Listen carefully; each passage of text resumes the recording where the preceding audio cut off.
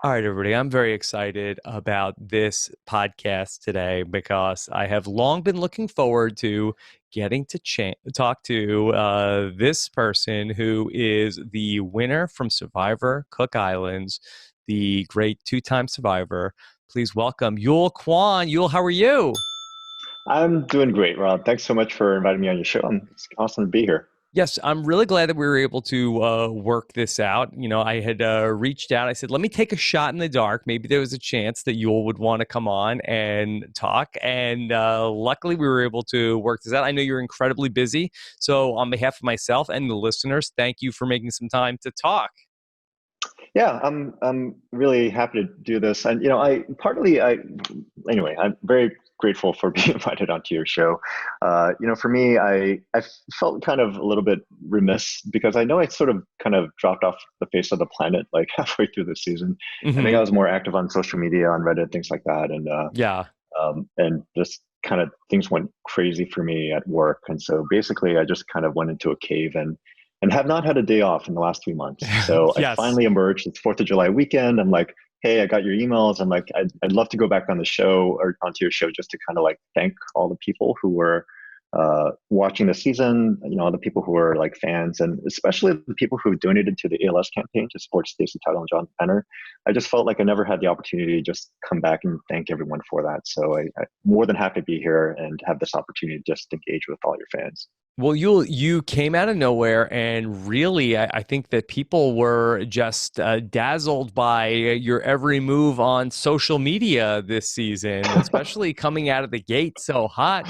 That all of your posts and Instagrams and the blog that you wrote at the start of the season. So, was that all part of your plan to really just take social media by storm?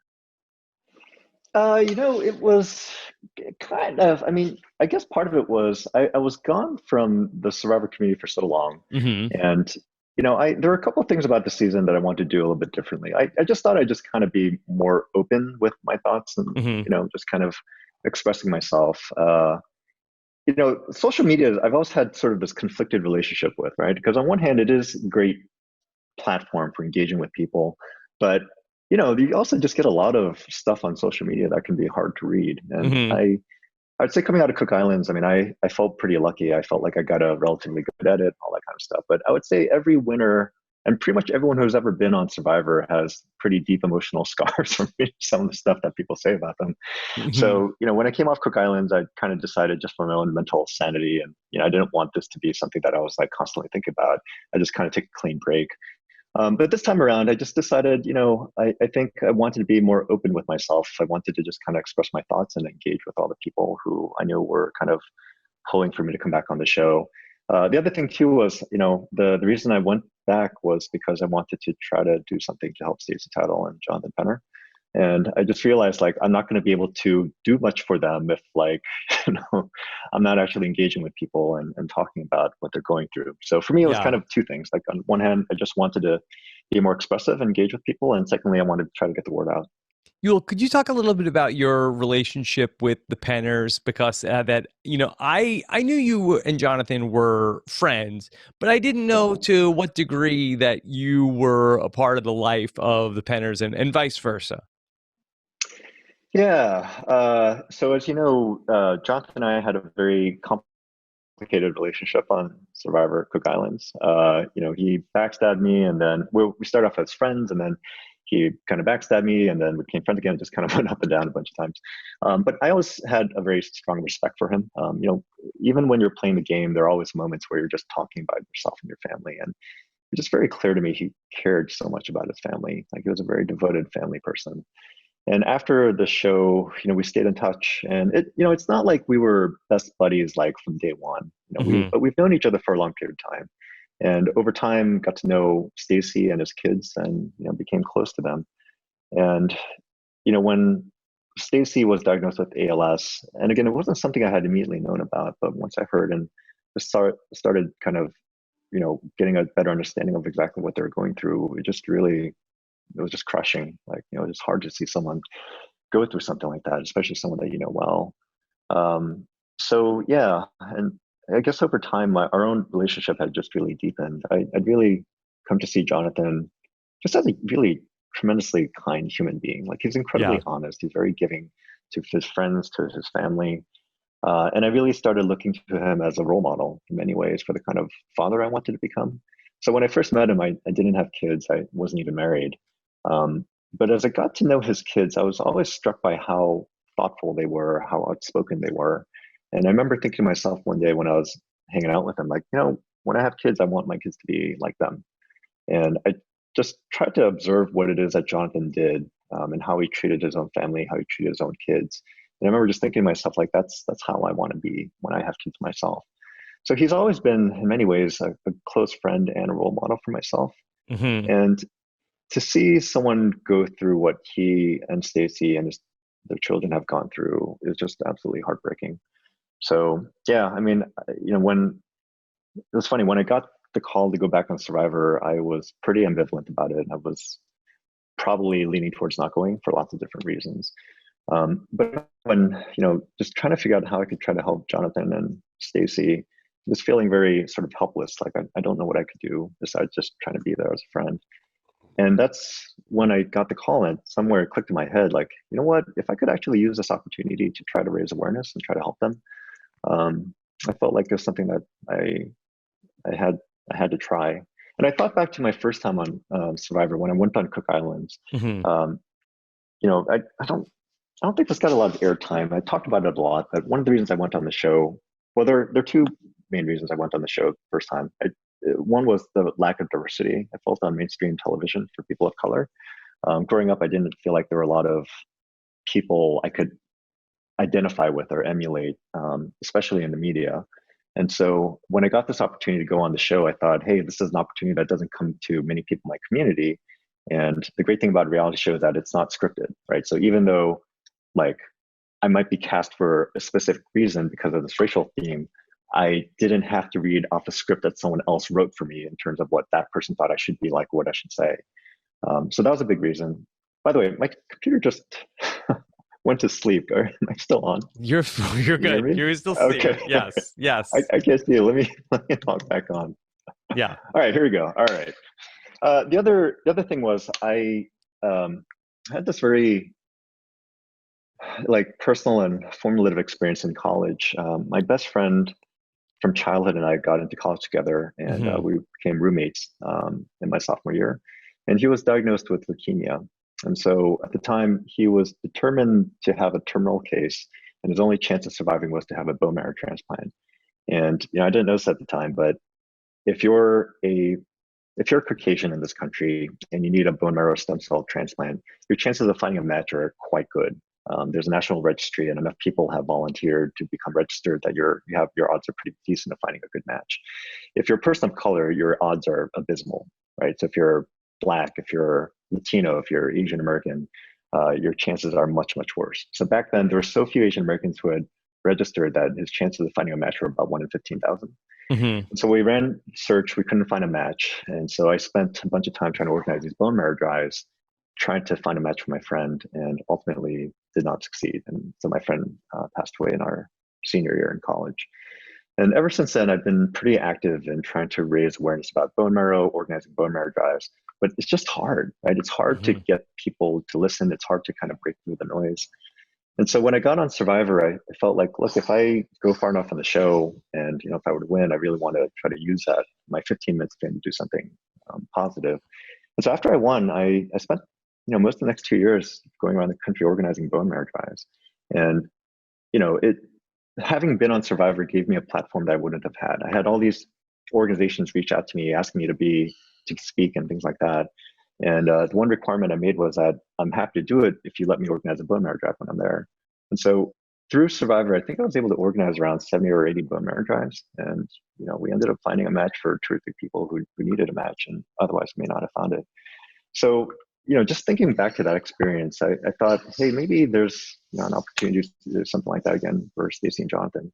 Um, I knew it was going to be a big season. Again, it became pretty clear it was going to be an all winners thing. And I thought, look, if I go on the show and I get far enough, and if I were to just, again, somehow win, then I might really be in a position to help them in a way that I wouldn't have been able to do otherwise. And so that was basically the main reason I went back on. Yeah, I had done some reading up before we came on to talk, and yeah, I was really struck by the similarities between what you went through to try to get the bone marrow donations organized for your friend who passed away, and then the links that you're going through for bringing awareness for ALS research for Stacy Title. Yeah, Survivor is, I mean, it's entertainment, right? But at the same time, it really does give you an opportunity to try to highlight things that are really impactful, And in this case, it just felt like, I mean, I'm not like a particularly religious person, but it just felt like the timing ended up in a really weird way, right? Hmm. Where I was just trying to figure out like what could I do to try to help Jonathan and Stacey, and suddenly this thing comes up. I honestly never thought I'd ever go back on Survivor. Um, and weirdly, the circumstances kind of worked out too. Like I didn't think I was gonna even be able to go back on. I'd started a new job, and my wife was never really excited about the idea of might ever go back on. Hmm. But weirdly, when I actually told her about But it, I thought she was just gonna, your wife, from what I watched some of your Ponderosa videos, I believe, and yeah, you ended up meeting your wife because of Survivor, correct? I did. Yeah, Yes. totally. I got set up by Brad Verada from my season Yes. on a blind date. So yeah, Survivor's given me a lot. Like, I found a wife and I have kids, all this stuff. But yeah, she was never thrilled at the idea that I would try to go back on. Like there's always this kind of like hesitation around people go on reality shows. Like, are they really solid? Are they going to like, go off and do something crazy? Hmm. But I think, over I don't know how many years of marriage, I think she kind of got a sense that like I wasn't going to go off and try to do something nuts. So yeah, when the opportunity came up, she was actually quite excited. And then I talked to her about like my reasons for wanting to go back on, with JC and about Stacey and Jonathan, and she was like totally supportive, and that totally made a difference for me. Yeah. So you'll can I ask you to touch on that? You talked about how that one of the reasons that you wanted to go on Survivor was that you felt like that Survivor had not done a great job with diversity casting, and that's certainly Yeah. been something that's been very topical of late, with there being petitions and all sorts of calls for survivors, both on camera and off camera, in terms of diversity casting and hiring. And I know that you have worked in government and worked at a lot of big companies, but do you feel like that there are some specific steps that Survivor in particular needs to still be taking at this time? Yeah, I mean, so when I went on Survivor, as I mentioned, one of the big motivations was just the fact that, like, growing up, I didn't see many people of color on television, and I think it had a pretty subtle but profound impact in terms of the way that I saw myself and saw what I could be. And I think having the absence of role models, just seeing people from a community who just acted like ordinary Americans, right, and weren't kind of defined by their ethnicity, like it was just something I didn't see much of. Like, growing up, whenever I saw television, in my case, like whenever I saw an Asian American man, they were typically like a kung fu master who couldn't speak English, or like a computer geek who was just, couldn't, didn't lack social skills. And I never saw people from a community in a position where they were, one, either just a normal person or much less kind of a leader, right? And I feel like the impact of that in any one instance is like small, but it's cumulative over time. And so I think in my own world, like I just never saw myself being anything other than this like shy person who was always marginalized and on the outside. I never felt a sense of belonging. And I certainly never imagined that I could like be a leader in any real sense. And so for me, it took me a very long time to develop any kind of confidence in myself. Like I don't know if you know this, but growing up, I had a lot of social anxiety issues that I really struggled with, even well into my adulthood. I had also been bullied a lot when I was a kid, and that left some pretty profound psychological challenges for me that I really, even well into my adulthood, I just struggled to cope with. I'm happy to go into that if it'd be helpful. But I think there are lots of reasons for this, but I do think that at least in some sense, the lack of these positive images in the media played a role in that. And so when I got the opportunity to be on Survivor, like they didn't tell us it was going to be a race war. And if I'd known, I definitely wouldn't have done it because I just think that's such a terrible idea. Hmm. Sure. But I didn't know why they reached out, but I just figured, look, this is an opportunity for me to kind of represent my community. And it's the kind of opportunity that probably doesn't happen very often, right? So I didn't feel like I'd be the best person to represent, but I'm like, how often does anyone get this kind of chance? It was, to me at least, fairly clear during the casting process that they were recruiting on the basis of stereotypes. So in my case, I think I kind of fit in the kind of what, the stereotype of the Asian geek or the nerd. And I think that's kind of what I was, slotted in for. And I think if you look at the casting for Cook Islands, you can also see other people filling in some of these types of stereotypes, right? Like that you might see on television. Um, and I really like during the casting process, it really bothered me. I mean, when I went to the final round of casting, I saw that there was all these people of color, and I thought it was like, hey, this is terrific. Like, this is great. Like, what? Like, CBS is really like forward looking. Um, it didn't occur to me at the time that they would try to divide on the basis of race. I thought maybe what they would do is have tribes that had one representative of each ethnic community. Hmm. That seemed to me like a pretty like thoughtful format that would get more diversity on television. But during the casting process, again, it was fairly clear what role I thought I was being kind of targeted for. And I remember my final interview with Mark Burnett, man, like that was just kind of crazy. I don't know if he was trying to push my buttons, but he asked me a lot of questions that I kind of felt were a little bit like, not fully PC, right? So he kept asking me, like, where are you from? Like, I'm from San Francisco. Like, no, no, no. Where are you really from? I'm really from San Francisco. But, if Hmm. you're asking me where my parents are from, my parents immigrated here from South Korea. It just kind of went on like that. And again, I don't know if it was deliberate because he was trying to like see how I'd react to these types of questions. Hmm. But it was very clear that race was kind of a clear underlying motive. So, yeah, I mean, I would say in general that Survivor Cook Islands, I think, was helpful in terms of just getting more people of color on television. And for that, I'm grateful. I think the premise under which they did it was something that like I thought was really dangerous and really risky. When they finally told us about the racial format, once we got to the island, I was thinking really hard about quitting, mainly because I thought there are lots of different ways the show could end, and most of them I thought were just really bad. Like, so hypothetically, what if all the people of color got voted out by the white tribe? Like, that's clearly not going to send a very positive message. What if my tribe, the Asian tribe, ends up like wiping out everyone else? I mean, that I don't think is going to be something that's going to be moving race relations forward. Um, but I figured, even if I quit, like the show was still going to go on, and at least if I played, I might have some role in kind of shaping how the game plays out and what the final ending is going to be. And I'm happy to, I'm very gratified that ultimately things ended up telling a very positive story where race really didn't play a role in it. It was a multi-ethnic coalition of people who got to the end and got to the end without backstabbing each other. I'm sorry, my screen just timed out again. Uh, you still there? I'm here. Okay, here we go. And then after the show, I had some conversations with CBS, and where I really tried to kind of encourage them to continue casting more diversity.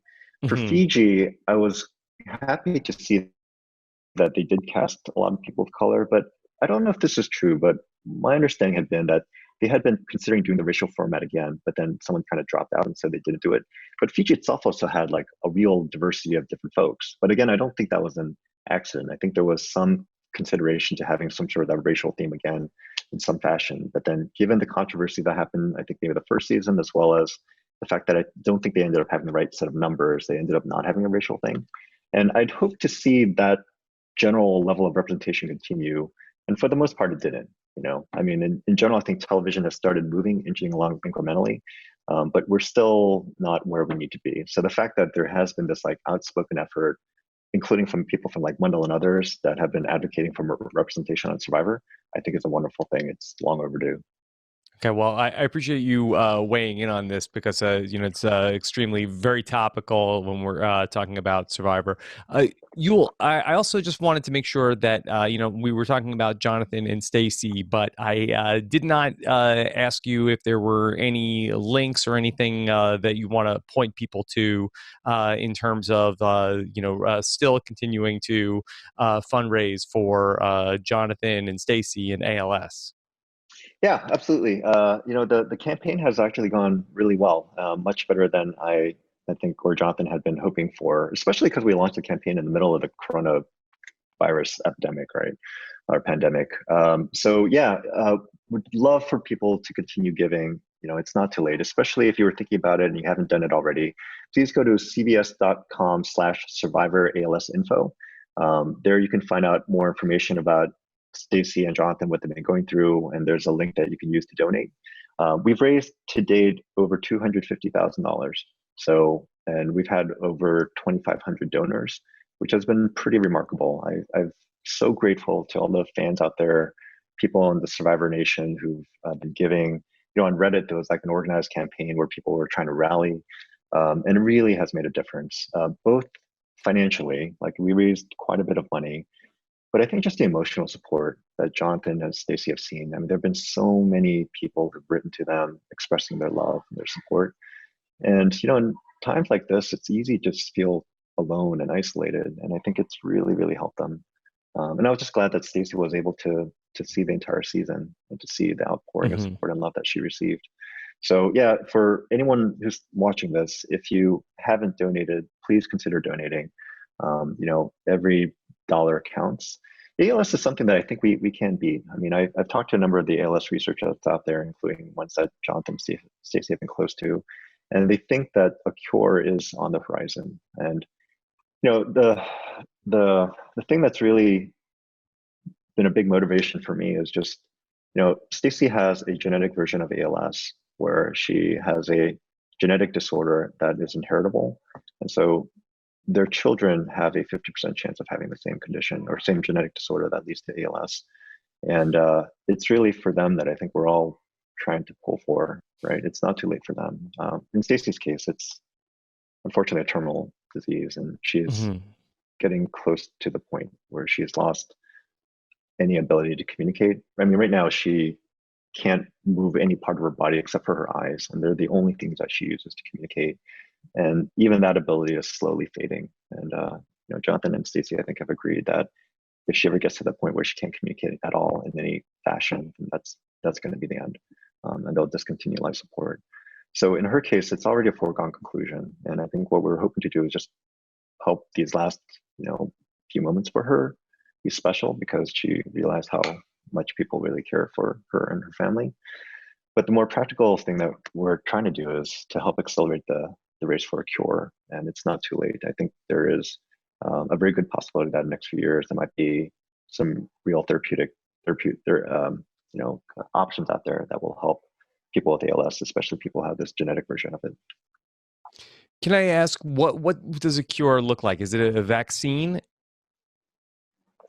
No, it's probably some sort of like genetic therapy, right? Okay. So it actually, even though the genetic version of it is the one that's really scary because it is inheritable, that seems to be the one that has a higher chance of potentially having some sort of therapy that can either not entirely eliminate, perhaps, but at least kind of inhibit the expression of Hmm. ALS for people who have that genetic disorder. So yeah, I talked to one of the kind of leading researchers, and she's relatively optimistic that in the next like 4 to 5 years, something could be there.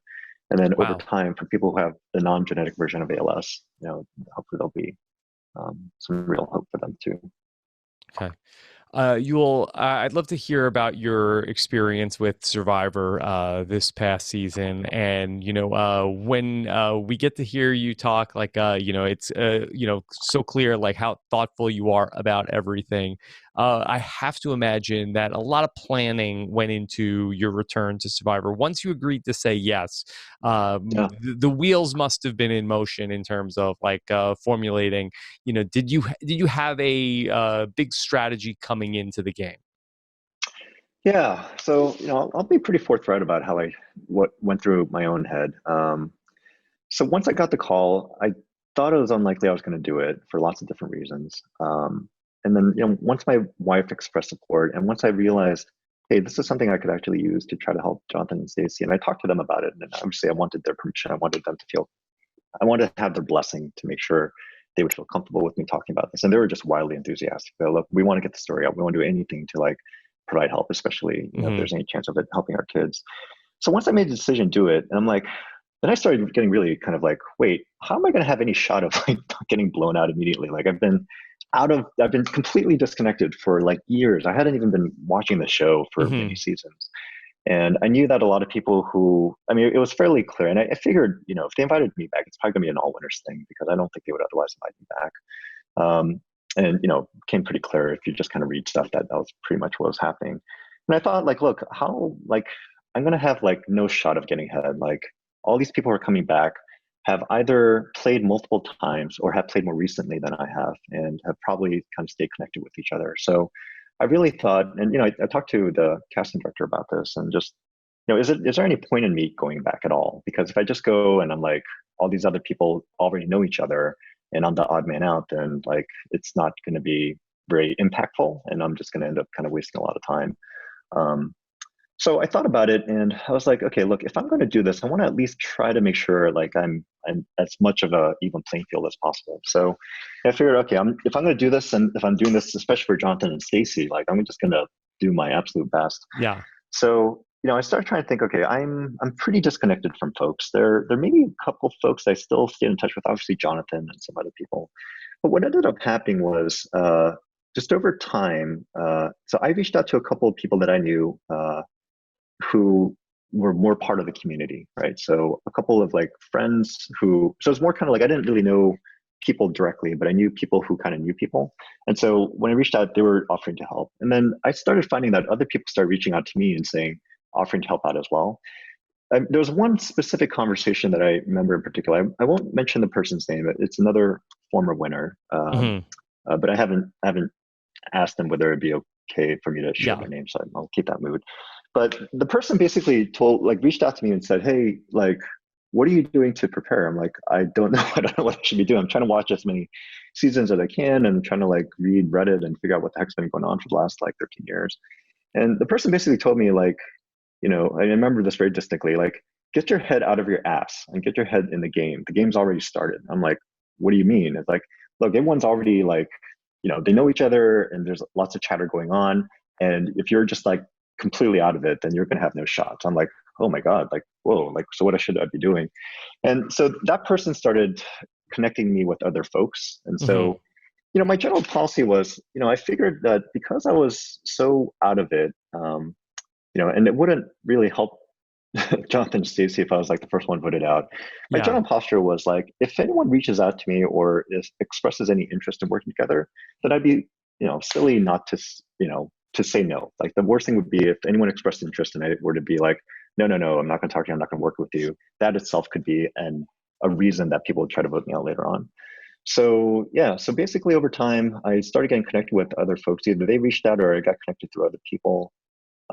And there was, from what I could gather, quite a bit of this happening. Like, Yeah. there are obviously a lot of people who had already known each other and played a bunch of times and were friends, and so it was very clear that there was a lot of chatter happening. And so I basically tried to put myself in the best position I could, just so that like when I got onto the island on day one, I wouldn't get immediately voted out because I was like Hmm. the odd person out. Yul, Sorry, my did you thing went to find you're good? Yul, no, did you I can't find see. that okay? I'll wait for you to come back. My screensaver is going super active. Yeah. Yul, did you find that some of this pre-game chatter and conversation were these conversations useful in going back out there, or did they really just like kind of put you at ease a little bit before the game, but were not actually meaningful when you got out on the beach? I would say looking back, it gave me a little bit of more peace of mind, just knowing that like I wasn't completely like, disconnected, that there were Hmm. at least people that I had some level of familiarity with. I didn't know how helpful it would be because the reality is, most of these people have known each other for years, right? And I, for me, I wasn't sure whether any amount of like chatter in like the week or two before you go onto the game would trump any of those kind of Hmm. relationships that had a lot more longevity, especially people played with each other, because that's a much more Yeah. intense experience. You're actually together. Um, as it turned out in retrospect, I don't think it helped me. And I don't think it had that much of a huge impact on the game because I think in my case, what ended up happening was what I suspected did end up happening, which is people who known each other for a longer period of time, those relationships trumped anything that like any chatter that might have happened beforehand. So for Hmm. example, when I got voted out, it was basically me, Wendell, Michelle, and Nick. And the reality is those three knew each other and have history together, and that Hmm. trumped anything that I think might have been, happened in the week or two before the game started. Yeah. So, I've tried to catch up a little bit on what people have said, and I know people have asked like when, and I'm happy to go into detail. So if you want to go in Sure. chronological order, I'm happy to do that. But in that case, I think people have been asking, why didn't I try to align with Parvati? And I think that was, you know, probably not really an option. I think as soon as the tribes got split, I think the Wendell, Michelle, and Nick, because they had known each other and they were friends, I think that pretty much would have trumped anything. So in my Hmm. case, I knew that they were friends, so it was clear. So from in my mind at the time, what I was thinking was, if I tried to align with Parvati, like who would I even try? Who would we even try to pull in? Like, wouldn't Nick wouldn't come over? Wendell wouldn't come Hmm. over. Michelle obviously was still tight with Wendell and Nick. So to me, it seemed like that was not really an option. Like it would seem so because I was fully expecting the merge was going to happen. Like if you look at, I don't know, Yeah. the last, I don't know how many years of Survivor, the merge always happens with like 13 people around, right? 13. So I was like pretty, again, they can always change things, but like, like it seemed unlikely they would change that format. So I thought like I was basically good for the merge, and it would seem silly for me to like kind of go against my core alliance to try to like work with Parvati if I thought we were going to merge anyways, because then it would just screw me over after the merge. Hmm. So yeah. So anyway, I guess long story short, I feel like there was pre-gaming going on. I don't think it actually helped me because I think the thing that I had feared would be true, at least in my case, ended up being true, which is people who did know each other for a longer period of time, those relationships trumped anything that happened beforehand. Yeah. So yeah. Well, I'd love to hear more about the early days of the game for you at Dakar, where you were sort of like seen as like the person who was spearheading this group of the people that don't have connections. We're sort of like Yeah. the one-time players who we don't know a ton of people, and so this is going to be our group. Was that sort of your plan coming in of like, okay, I'm going to try to find all the one-time players and get them together? Pretty much, yeah. I mean, I had this kind of elaborate strategy going into that. And I was trying to figure out like what are the different scenarios that would happen. Like you can imagine you go in and then there's already like so like my biggest fear was that there would be this like alliance of all the people who played before and like there's literally nothing you could do if you're on the outs of that. They had this kind of tight group and you get voted out. If that happened, there's probably nothing I could do Hmm. anyways. But I was thinking, okay, if I ended up in a tribe where there was like an alliance of there, like say there were like two major alliances, then what I would try to do is either, if none of those were big enough to have a dominant kind of coalition, try to see if I could form an alliance in the middle of people who are not super affiliated and see if that would actually be able to be the swing vote that would control. Or if that wasn't the case, try to insinuate myself into one of these alliances and kind of play the card of like, hey, I'm disconnected. I haven't played forever. I'll be a loyal foot soldier and then try to see if there are any kind of cracks. But as it turned out, it ended up becoming more of that first scenario where there was a clear sort of alliance forming between Tyson and Amber and Kim. And then on the other hand, there was obviously the power duo of Sarah and Tony. And then there was like this kind of group of folks kind of in the middle who were just sort of like not clear aligned one way or the other. And it became pretty apparent that like that could actually become the dominant swing vote in any kind of and the Hmm. great thing about the thing that kind of kills me is like I felt like in the first few weeks I felt like I was in like such a great position. Right? Like I Hmm.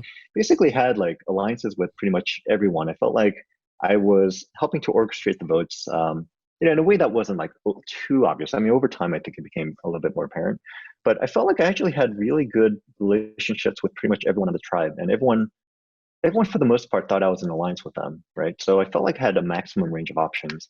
I had that core alliance with Sophie and Wendell and Nick. I also had a good relationship with Kim, who was getting close to Yes. Sophie. So Kim, Sophie, and I had decided that we would try to work together. So there was that. I also had a really good relationship with Tony and Sarah. Sarah and I were actually in alliance. Hmm. She had this thing where when I started talking about that, especially that emotional kind of moment where I started talking about Jonathan and Stacy, she came out and reached out to me afterwards, and we had this really deep conversation.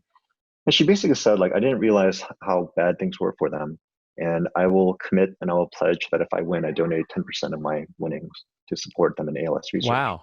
And I was like, wow, like, and I didn't know if it was true or not. I did feel like she was sincere, and she said it on camera, and she said it enough times on camera. She didn't Hmm. show all the stuff, but she said enough times. I felt like it'd be really hard for her to like backtrack on that now. She also, to my understanding, donated 10% of her winnings for the first time, I think, through her church. So I knew that she had done this before. So from that point Yeah. on, I told Sarah, like, Sarah, like, I am locked in with you. Like, if I'm not going to win, I'll do everything I can to help you win, because I would, that's the whole reason, I went on the show. So I had a good, Hmm. relationship with her, and also built an alliance with Tony. Yeah. I was also had an alliance with Sandra. So I felt like this could not be going any better. I was like, I have Yeah. like maximum range of options, and yeah, and so there's a lot of stuff that obviously didn't kind of work out in the way that I'd hoped. I think the tribe swap, uh, again, I looking back, I mean, maybe there are different things I could have done, but I honestly do think that at the point that we had the tribe swap, there's probably not much I could do, Yeah. right? I think the Wendell, Well, Michelle, let's the get well. Let's thing, get there. Let's yeah, get there. That sure. I want to let's not jump to the dessert, Yule.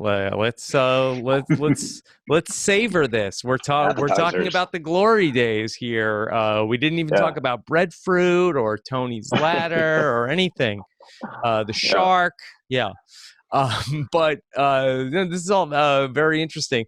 Just to go back to what you were saying with Sarah, I guess that as I yeah. jump ahead a little bit, if Sarah was in the end with Tony, would you have voted for Sarah after she said that to you about how she would pledge the money to ALS?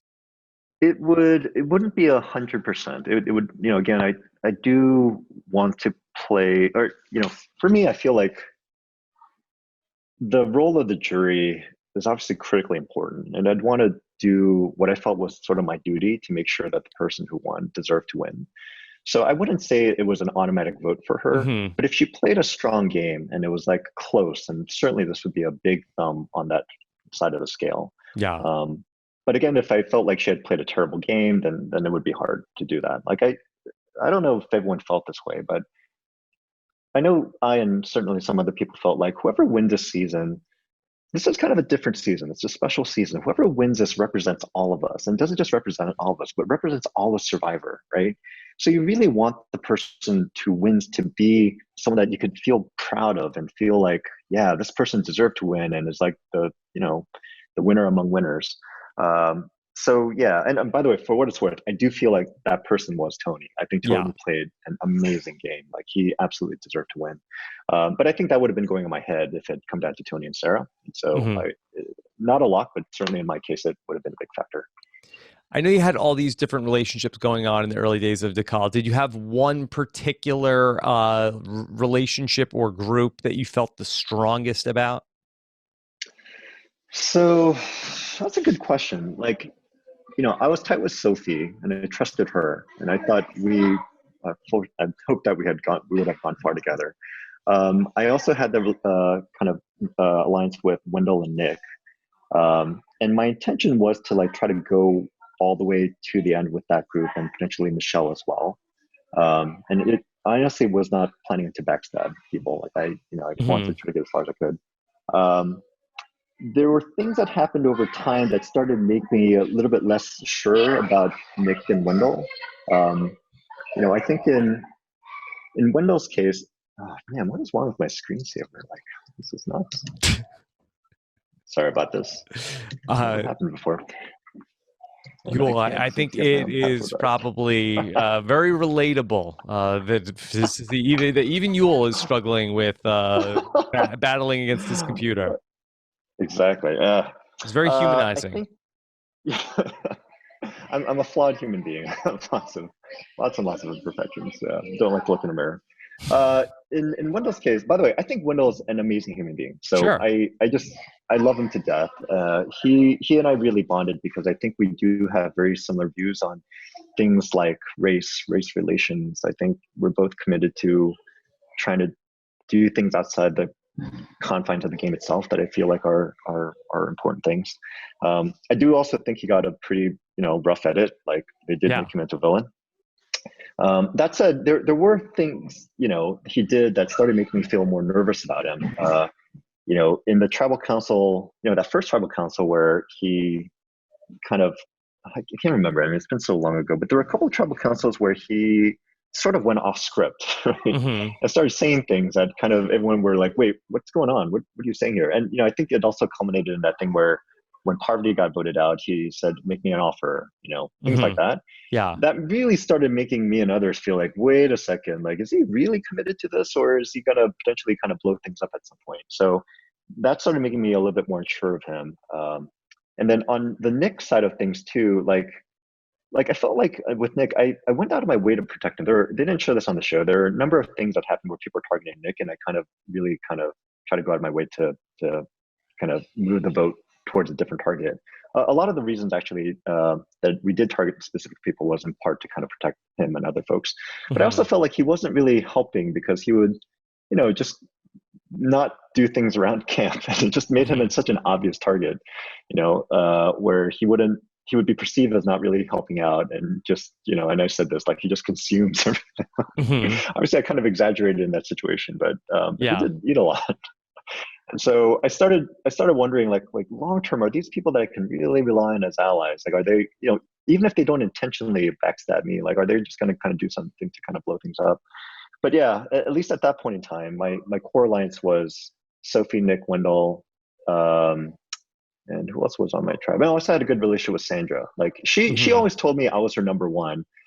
I kind of didn't believe her, Yeah. because it just seemed incredible. I was incredulous that Sandra, who's like, the queen, knows all these people would pick me to be her number one. So I always took that with a grain of salt.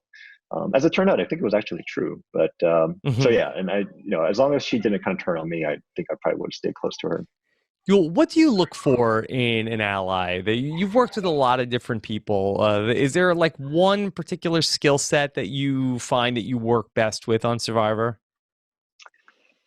Yeah, that's a good question. I would say it's two things. One is, I like playing with rational people, Yeah. right? Like if they're irrational, it's very hard to work with them because there's no predictability. As long as they're a rational player, you can at least know like how long they're likely to stay with you. And I would, I don't know if there was like I made a lot of mistakes obviously on the season.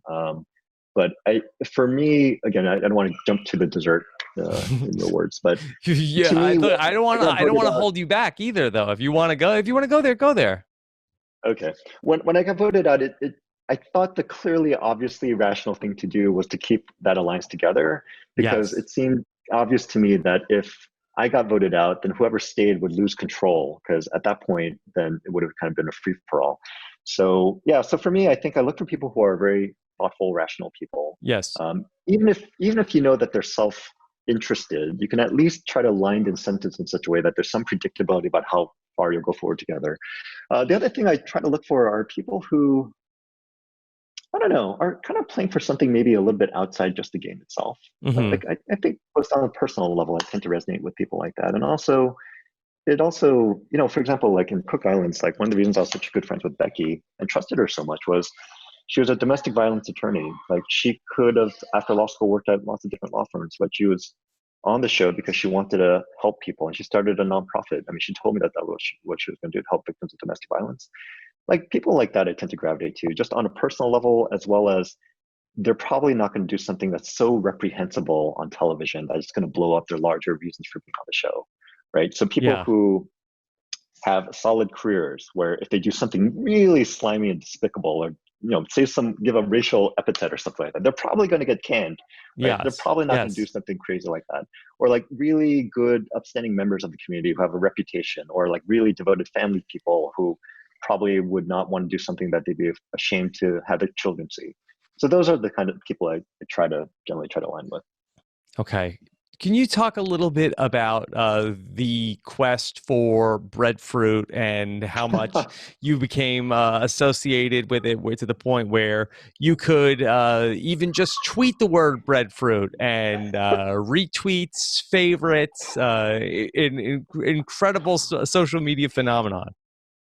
That was the craziest thing. Man, I've been out of social media for so long. Like, I don't know how the breadfruit thing and the Yule meme. I'm like, what? What is going on? Like, apparently these long chains of people just writing my name down. I Well, I totally think blew that my mind. people, if I could try to explain it, not to say that, I know what goes through the Please minds of do. teenagers, but that people are just so excited to have you back on the screen, that I think that there are, there are sometimes with in the world of Survivor that we have these iconic players and characters such as yourself, and then you also at the same time, in addition to having this great experience with Survivor, then you go back to your real life and you're not really part of this Survivor community. So like a family member who like, oh, did you hear Yule's coming to Thanksgiving this year? Oh my God, this is incredible. We don't see you all the time. And I think that people also realize just how busy you are. And so how rare it is to have you here. So the idea that you were going to be back for this season, I think a lot of people thought that, hey, we'll never see Yule back on Survivor. So that there was just this, tangible excitement to have you back on a Survivor in a way where somebody like Rob, who's been, has been on the show 6 times, including, the last season where him and Sandra were just back, that if, and maybe had, Rob just come back for this season and hadn't already been back for the previous season, people would have that type of excitement to see him back. But for you, we never thought it would happen again. I think people just lost their minds. That's really sweet. I gotta say, I was so, I don't know, happy to see that when I came back. Like, it was such a Hmm. positive response. I honestly did not expect it. I really thought I'd never be invited back on the show, and I honestly didn't know if I would even remember who I was. Yeah. So yeah, it was really, I don't know, it really kind of warmed my heart. I didn't expect it. I came back prepared, thinking like I'm just gonna get torn apart, just like everyone does on social media. But for the most part, like, I've found a lot of like support and a lot of love, and it just was made it such a positive experience for me. So I'm incredibly grateful to all the people out there and the fans. And yeah, and if the Yule thing and the breadfruit thing is an expression of that, like, that's even sweeter. Like, it's incredibly kind, although Yes. weird. Yeah. Yeah, the breadfruit thing, we spent a lot of time getting breadfruit. Like, there's not a lot of food on this show, and there were these Hmm. like very large breadfruit trees, and we couldn't figure out how to get them. And so I took one approach, Tony took another approach. It was funny how they kind of played up the two different approaches. I ended up eventually finding a thing that worked really well. Like, I had this pole and I got this piece of wire, and I was able to get like all the breadfruit that we wanted. Hmm. Tony, I think, was able to create this ginormous ladder that almost got everyone Yeah. killed. But I also think, again, to his credit, I think this was all strategic on his part. Yeah. I think he was trying to be taken not as seriously as kind of goofy, turned his unpredictability and erratic, I don't know what is the word, erraticness, from a liability into a positive, where people Yeah. saw that in an enduring quality. And I think it worked really well. Like, he, again, played a masterful game. You would have to agree with that. When I talked with Tony, he said that he knew the ladder was bad. He said he knew that Yeah. this was a terrible idea, It was obviously bad. I mean, but he said he there's no did way you it can to look at that ladder disarm and think, oh my God, people. this thing's not going to fall apart. Yeah, and Yeah, and it he, worked. he did. You said about Tony at the next tribal council that you guys would go to that you thought that Tony would be an a-hole when you when you got there, which I Yeah. thought was kind of frank coming from you. Can you talk about how Tony was different than your expectation? Yeah, totally. I think more than anyone else, Tony really kind of shattered my kind of pre-existing kind of preconception of him. He, just from watching him play, like, the challenge for me is like, there was literally no way I could watch every single season before I went back on. I calculated that if I spent 8 hours a day watching Survivor, like, I wasn't going to be able to get, watch everything before I went. So I had to be very Hmm. selective in what I did it. And Tony was one of the people I kind of focused on because I knew that he was going to be a big personality and a big force within the game. And just seeing how he played and what people said about him, I just assumed he was going to be a jerk. It's going to be kind of this weird wild man who's erratic and self-interested. So, oh man, this is killing me. Sorry, I'm trying to remember my password. Ah, all right, I'm back. Yeah, so I just thought he was going to be, an asshole. Right? Hmm. The reality was very different. Like, I could see the craziness about him, but no, he's incredibly devoted to his family. He was very, very kind of trying to be supportive and enduring. We had lots of really good conversations, and I don't know I think what it is that there are obviously different dimensions to people, and I did definitely see parts of him where if you started looking for idols, or you threw his name out, he just go into berserker mode. But outside of that, he's actually a really warm, compassionate, genuine human being. And I realized that a lot of what you saw in other seasons didn't necessarily reflect who he was as a person. So I think the world of Tony. I think he's a really genuinely kind person who cares so much about his family and his friends.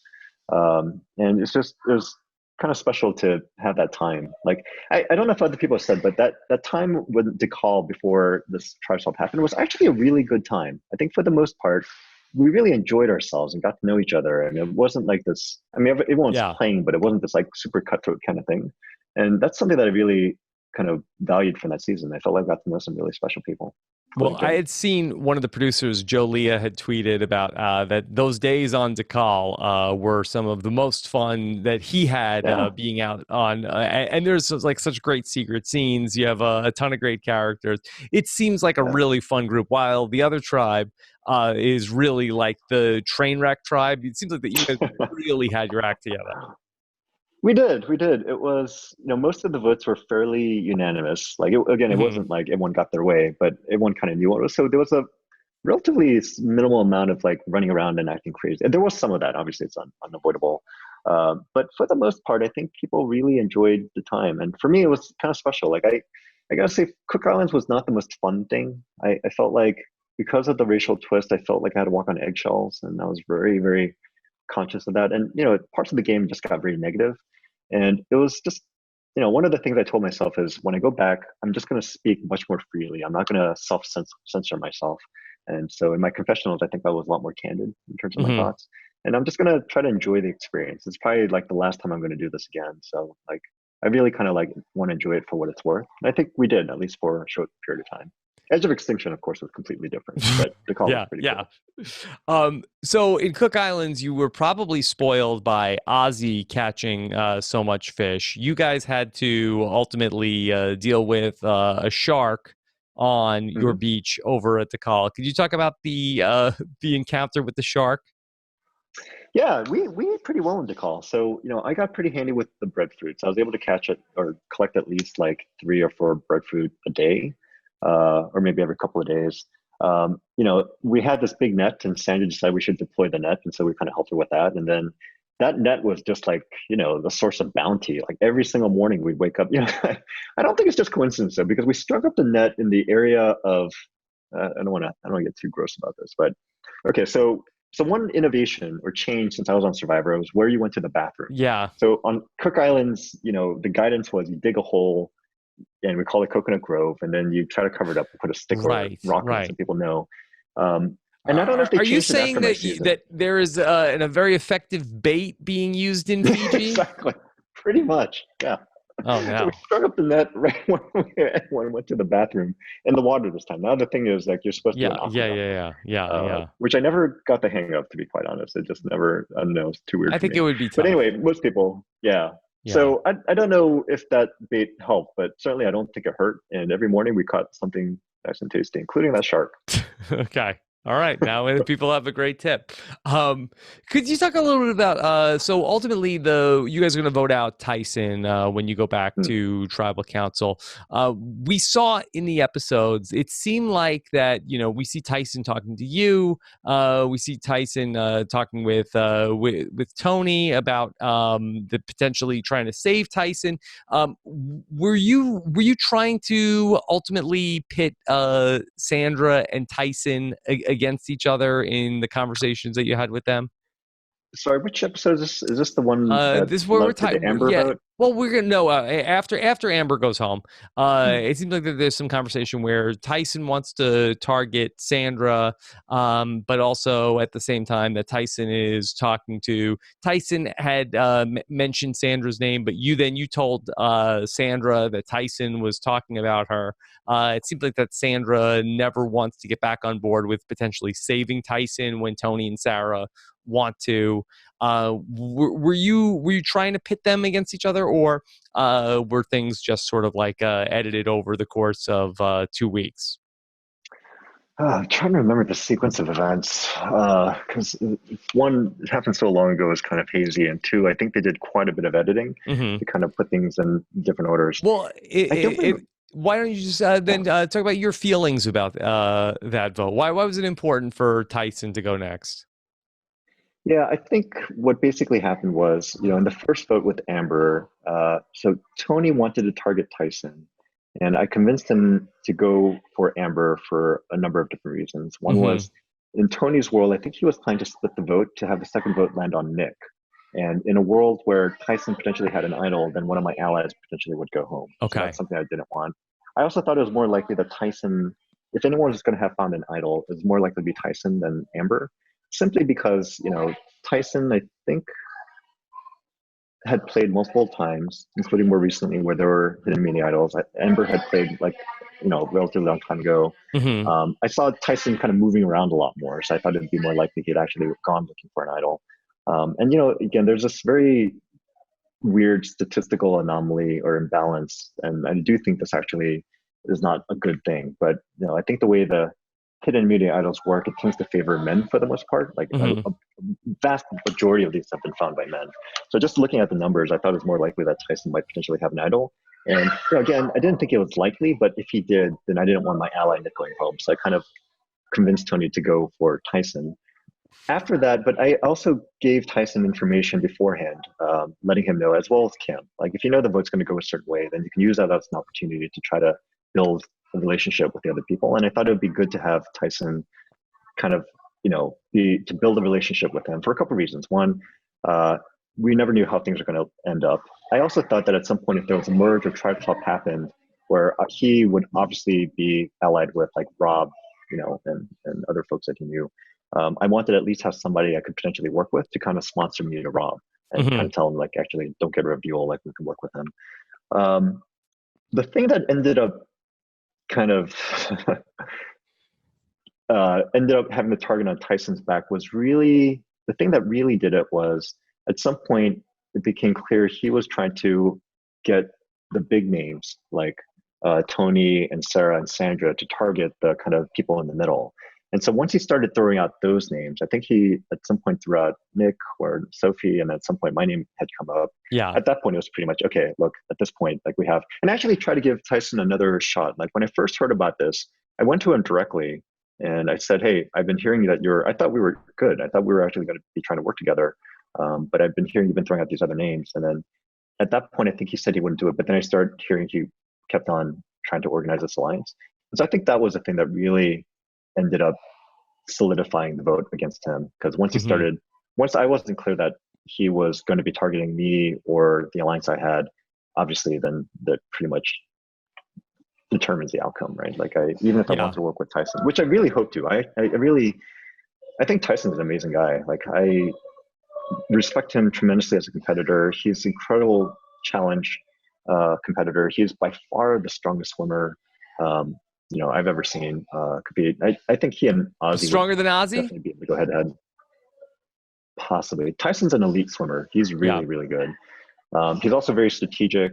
And I also really enjoyed getting to know him. Like he's a really deep thinker, like Yes. he obviously very funny, but he also has a side to him that's like incredibly thoughtful and very deep.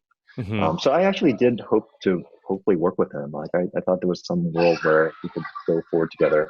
But then once it started became clear he was trying to organize this other alliance, at that point it was kind of like, okay, Yeah. obviously he has to go. What Sophie had told me was that she was saying that your group, or at least from her perspective, what she was hoping to do was okay. We took out, we took out Amber from the quote unquote like poker alliance, and now let's take out Tony from that other group, and let's try to potentially weaken both Yeah, sides. But she said at that point right. where it was coming out where Tyson had been looking to target your group in the middle, Yes. then that wasn't going to be something that Right. worked for that group. Yeah, I think that's right. I mean, I don't think we had made any final determination, but at that point, the thinking was probably to get rid of Tony because we knew Hmm. Tony was an incredible threat. Like he was, again, everyone knew that he was a big name coming in, and the fact that he and Sarah were obviously friends. I mean, they would try to deny it, but I mean, clearly they, Yeah. had a thing going on. So if things hadn't changed, if Tyson hadn't started targeting us, then I think more likely than not, it probably would have been Tony going home. Which Yeah. obviously would have changed the entire game, right? Yeah. So yeah, yeah, just curious to see how things would have played out differently. Yeah. One more But question yeah, I think about yeah. this early part of the game. The Poker Alliance. What was the Poker Alliance actually something? Were you actually concerned about that group of people that went to go play in that poker game, or was the Poker Alliance just sort of like a red herring to sort of be able to throw names out there and get the target off of people like yourself? I would say it's probably both, right? Yeah. So I think the poker lines thing, I didn't know if it was a real thing or not. I mean, I thought it certainly could be. It seemed entirely plausible. And, Hmm. again, there was that kind of statement that Tyson had made, which, by the way, I cannot claim credit for that. I mean, I was sent that by a super fan who had gotten connected to, who was Yes. basically trying to like help me out, right? So I think you know him, Alex Yes, Forstenhausler. yes, yeah. He has a big role in Survivor history. That not, he's been mentioned many a times in different seasons. That he had, Yeah. that he was the person that was the connection between Zeke and Andrea. I Mhm. worked on a project with him called Reality Game Master, so Mhm. he's no stranger to this podcast. Yeah, yeah. So Alex and there was another friend, Liska Savage, who are I think both Hmm. super fans, and I had kind of connected to them through kind of other folks, and then they had just shared, And they were like, basically "Hey, just trying to help me get prepared. watch out for this because these people went on TV and they said they were going to be an alliance." Yeah, I think I'm trying to remember, I knew that a lot of people played poker together, so there was a Hmm. thing. I remember hearing.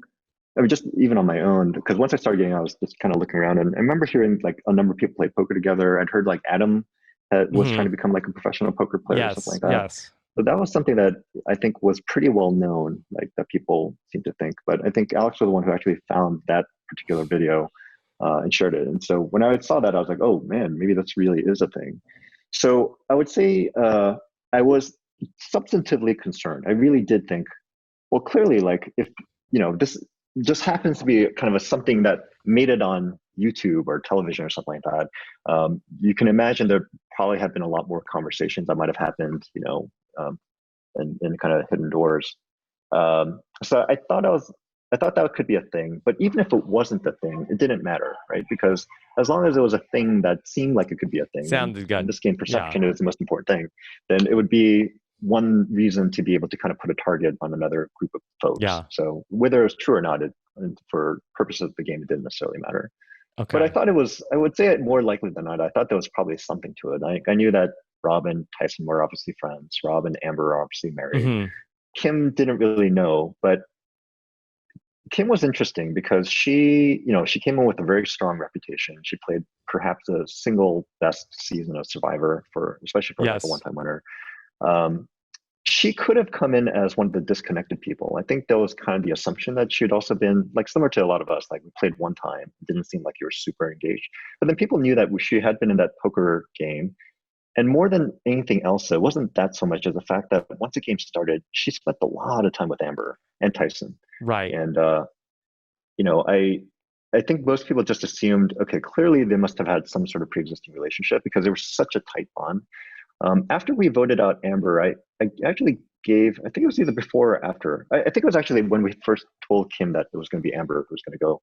I remember approaching her and trying to offer just some observations or advice, which is like, hey, I think the fact that you're spending so much time with Amber is in some ways kind of putting a target on your back, especially because you had been in Hmm. this poker video as well.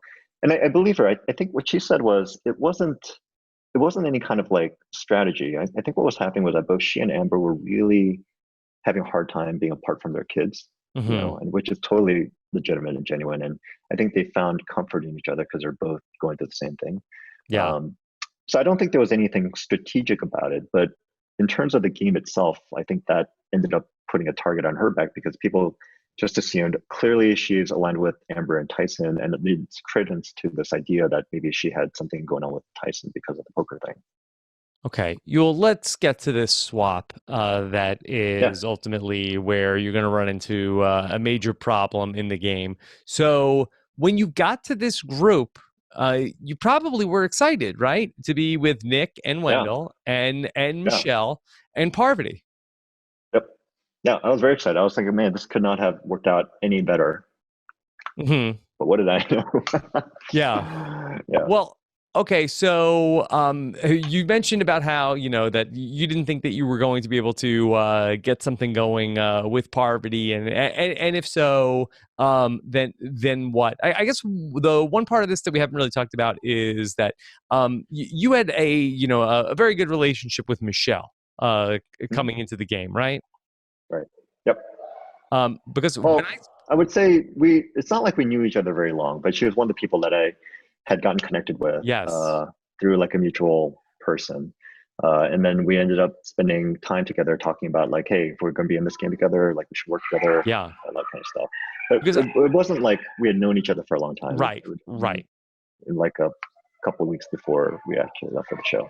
Because in my conversation with Michelle, and I don't believe that you know this unless she has expressed this to you, but that she Hmm. had said, I had asked her, Michelle, what was your biggest regret of the entire game? And she Yeah. said, because I had basically had asked her about how she had all these other allies over the course of the game, but nobody was upfront with her. Nobody that every one of her allies said, yeah, yeah, we're good, we're good, we're good. But then they were all freelancing and doing other things and keeping things from her. And I had asked her Yeah. about the, was there one person that was your best ally? And she said it was Yule, and that was her biggest regret of the game to vote you out because I think it would have Yeah. changed so many things for her to keep you in the game. Yeah. Yeah. Both Michelle and Nick have said the same to me. Look, I mean, I'm obviously biased here. I do think it Do you was think that they a should have kept you mistake. also? Yeah. Yeah, I mean, I guess, I mean, again, this is one of the things where I feel like having prior relationships for a longer period of time ultimately Yeah. trump whatever chatter might happen in the game. Like, I don't know if anything could have changed. I mean, at the point that the swap happened, I was ecstatic because I thought, okay, this definitely means I've made the merge, right? Like, we would have one more vote out, or at least a couple more votes out, but it was hard for me to fathom that if the merge happened during the time it normally happens over the last few Hmm. years, that I wouldn't be able to make the merge. Um, there was always kind of in the back of my mind this concern that, like, I always knew that Wendell, Nick, and Michelle were friends, and obviously Wendell and Michelle had that relationship. And I was, even back then, I'd wondered whether the fact that like we had even gotten connected was part of this elaborate orchestrated thing, even before the game, to kind of pull me in and kind of give me the sense Hmm. that like I'm part of a core alliance, when in reality that they had their own kind of party. I realize now that I don't think that was the case. I think they genuinely wanted the four of us to go to the end together, and because we lost that last challenge by like a split second and we had to Hmm. pick somebody, I think I was basically just the person that they knew the Yeah. least for the least amount of time. So again, I don't know what I could have done differently in that circumstance. But yeah, I really did think, and at least I hoped, that if you're just looking at things from a strategic standpoint, it would have been obvious that voting me out would not have served anyone's interest. Hmm. To me, it seemed pretty clear. And again, I thought this was just everyone felt the same way about this, that Wendell and Michelle would not be a sustainable pairing. Everyone knew that they had dated before, and then everyone They kicked suspected it. that they would try to align, right? They Yeah. kicked it. And so, in any combination where you go forward with, an alliance that includes Wendell and Michelle, it was not going to lead to good things, because at one point, one of them would get voted out, and then whoever was left would lose control of the game. So, in my mind, the obviously kind of clear thing to do, again, even if you're looking from the perspective of either Michelle or Nick, I think, you know, either of them could have gone. If it was like me, Wendell, and Michelle, I think things would have been fine. I think if it was like Wendell, me, and Nick, I think things would have been fine.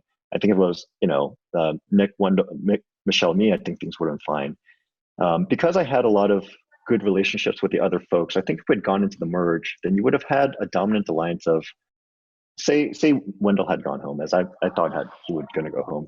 It would have been me, Nick, Sophie, Tony, Sarah, again, who also I had alliances with, Kim, and then Michelle. And that would have given you a dominant alliance, and we basically would have controlled the game. It would have turned out completely differently. But what ended up happening was I think Michelle, again, she had a relationship with Wendell. And then Nick, again, Nick, I was surprised too, because to me, it seemed obvious that if he stuck with Yeah. us as that group, we would have controlled the game going to the merge. And, one thing you learn from Survivor over and over again is you want to go into the merge with the numbers. That's critically important. So I can't fault Michelle because at the end of the day, she got to the end. So kudos to her. Like, No, I no can't, fault to Michelle. yeah, you can't like say, oh, you made a mistake if you got all the way to the end. So again, but I think it would have been a very different path for her. I think what could have happened was she would have been part of the dominant alliance where we were essentially controlling the shots. Even if I thought, and I thought at some point maybe Nick and Michelle would try to backstab me. I thought the obvious thing would be like you do it after the merge. Like you get into the Hmm. merge, you control the vote, and then at some point, then Sure. you try to get out the person that you think you don't want to go against with in the end. But I think they pulled the trigger too early. And I think in Nick's case, the same thing happened where, again, he went with a pairing that was not going to sustain over time. And that's exactly what happened. As soon as they got to the merge, Wendell got targeted, and then they basically lost control of the game. So, I mean, Nick has said the same thing Hmm. to me that in retrospect, he wishes things had gone Yeah. differently and he'd chosen differently. Because Wendell is going to go And, out next anyway. But so I guess my bigger question though is for you of was the idea to vote out Michelle? It seems like that Michelle's name never came up. And I know that you have a relationship with her and Nick has a relationship with her and certainly Wendell has a past relationship with her. yeah, But if the three of you stick together, isn't that the best look optically which three? coming? The three guys, the three original Oh, yeah. Decal members. Then you come back Yeah. into the merge and say, "Hey, Decal, let's put this all back together." As opposed to because even if you because you cast your vote for Wendell, when you come back, won't there be questions for you also? Like, hey, why vote out Wendell? Isn't he with us? Isn't he one of the Decal tribe? Yeah. I think, obviously I had something planned for that.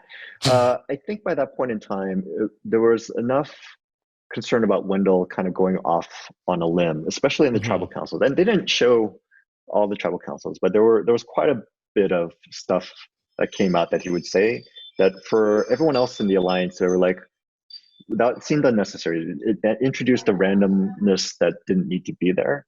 And so I think I would have been able to just explain, hey, listen, like, we had this vote with Parvati and all this stuff came out. He basically told Parvati that, if she Hmm. offered him enough fire tokens, he would change his vote. Like, so at that point, it became fairly clear he had to go. Like, he was potentially a loose cannon who was going to turn against the alliance. I think that would have been something Hmm. I could have pulled off, and I think people would have believed because they'd seen enough of that in prior tribal councils. I mean, there's something we had all talked about in prior tribal councils. Where like, wait, what's Hmm. going on with Wendell? Why did he say that?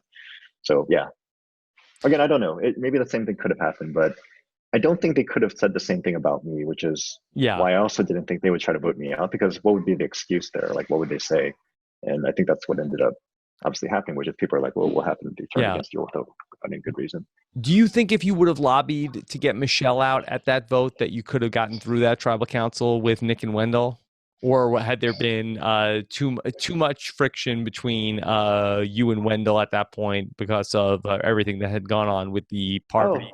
there wasn't friction actually. I mean, I was pretty forthright. I mean, my general approach in Survivor is to try to be as honest as I can. I mean, obviously Hmm. you have to lie, especially in this like kind of new generation where it's possible for anyone to have an hidden media idol, and so you have to lie to make them feel like they're not going to get voted out, so they won't play it.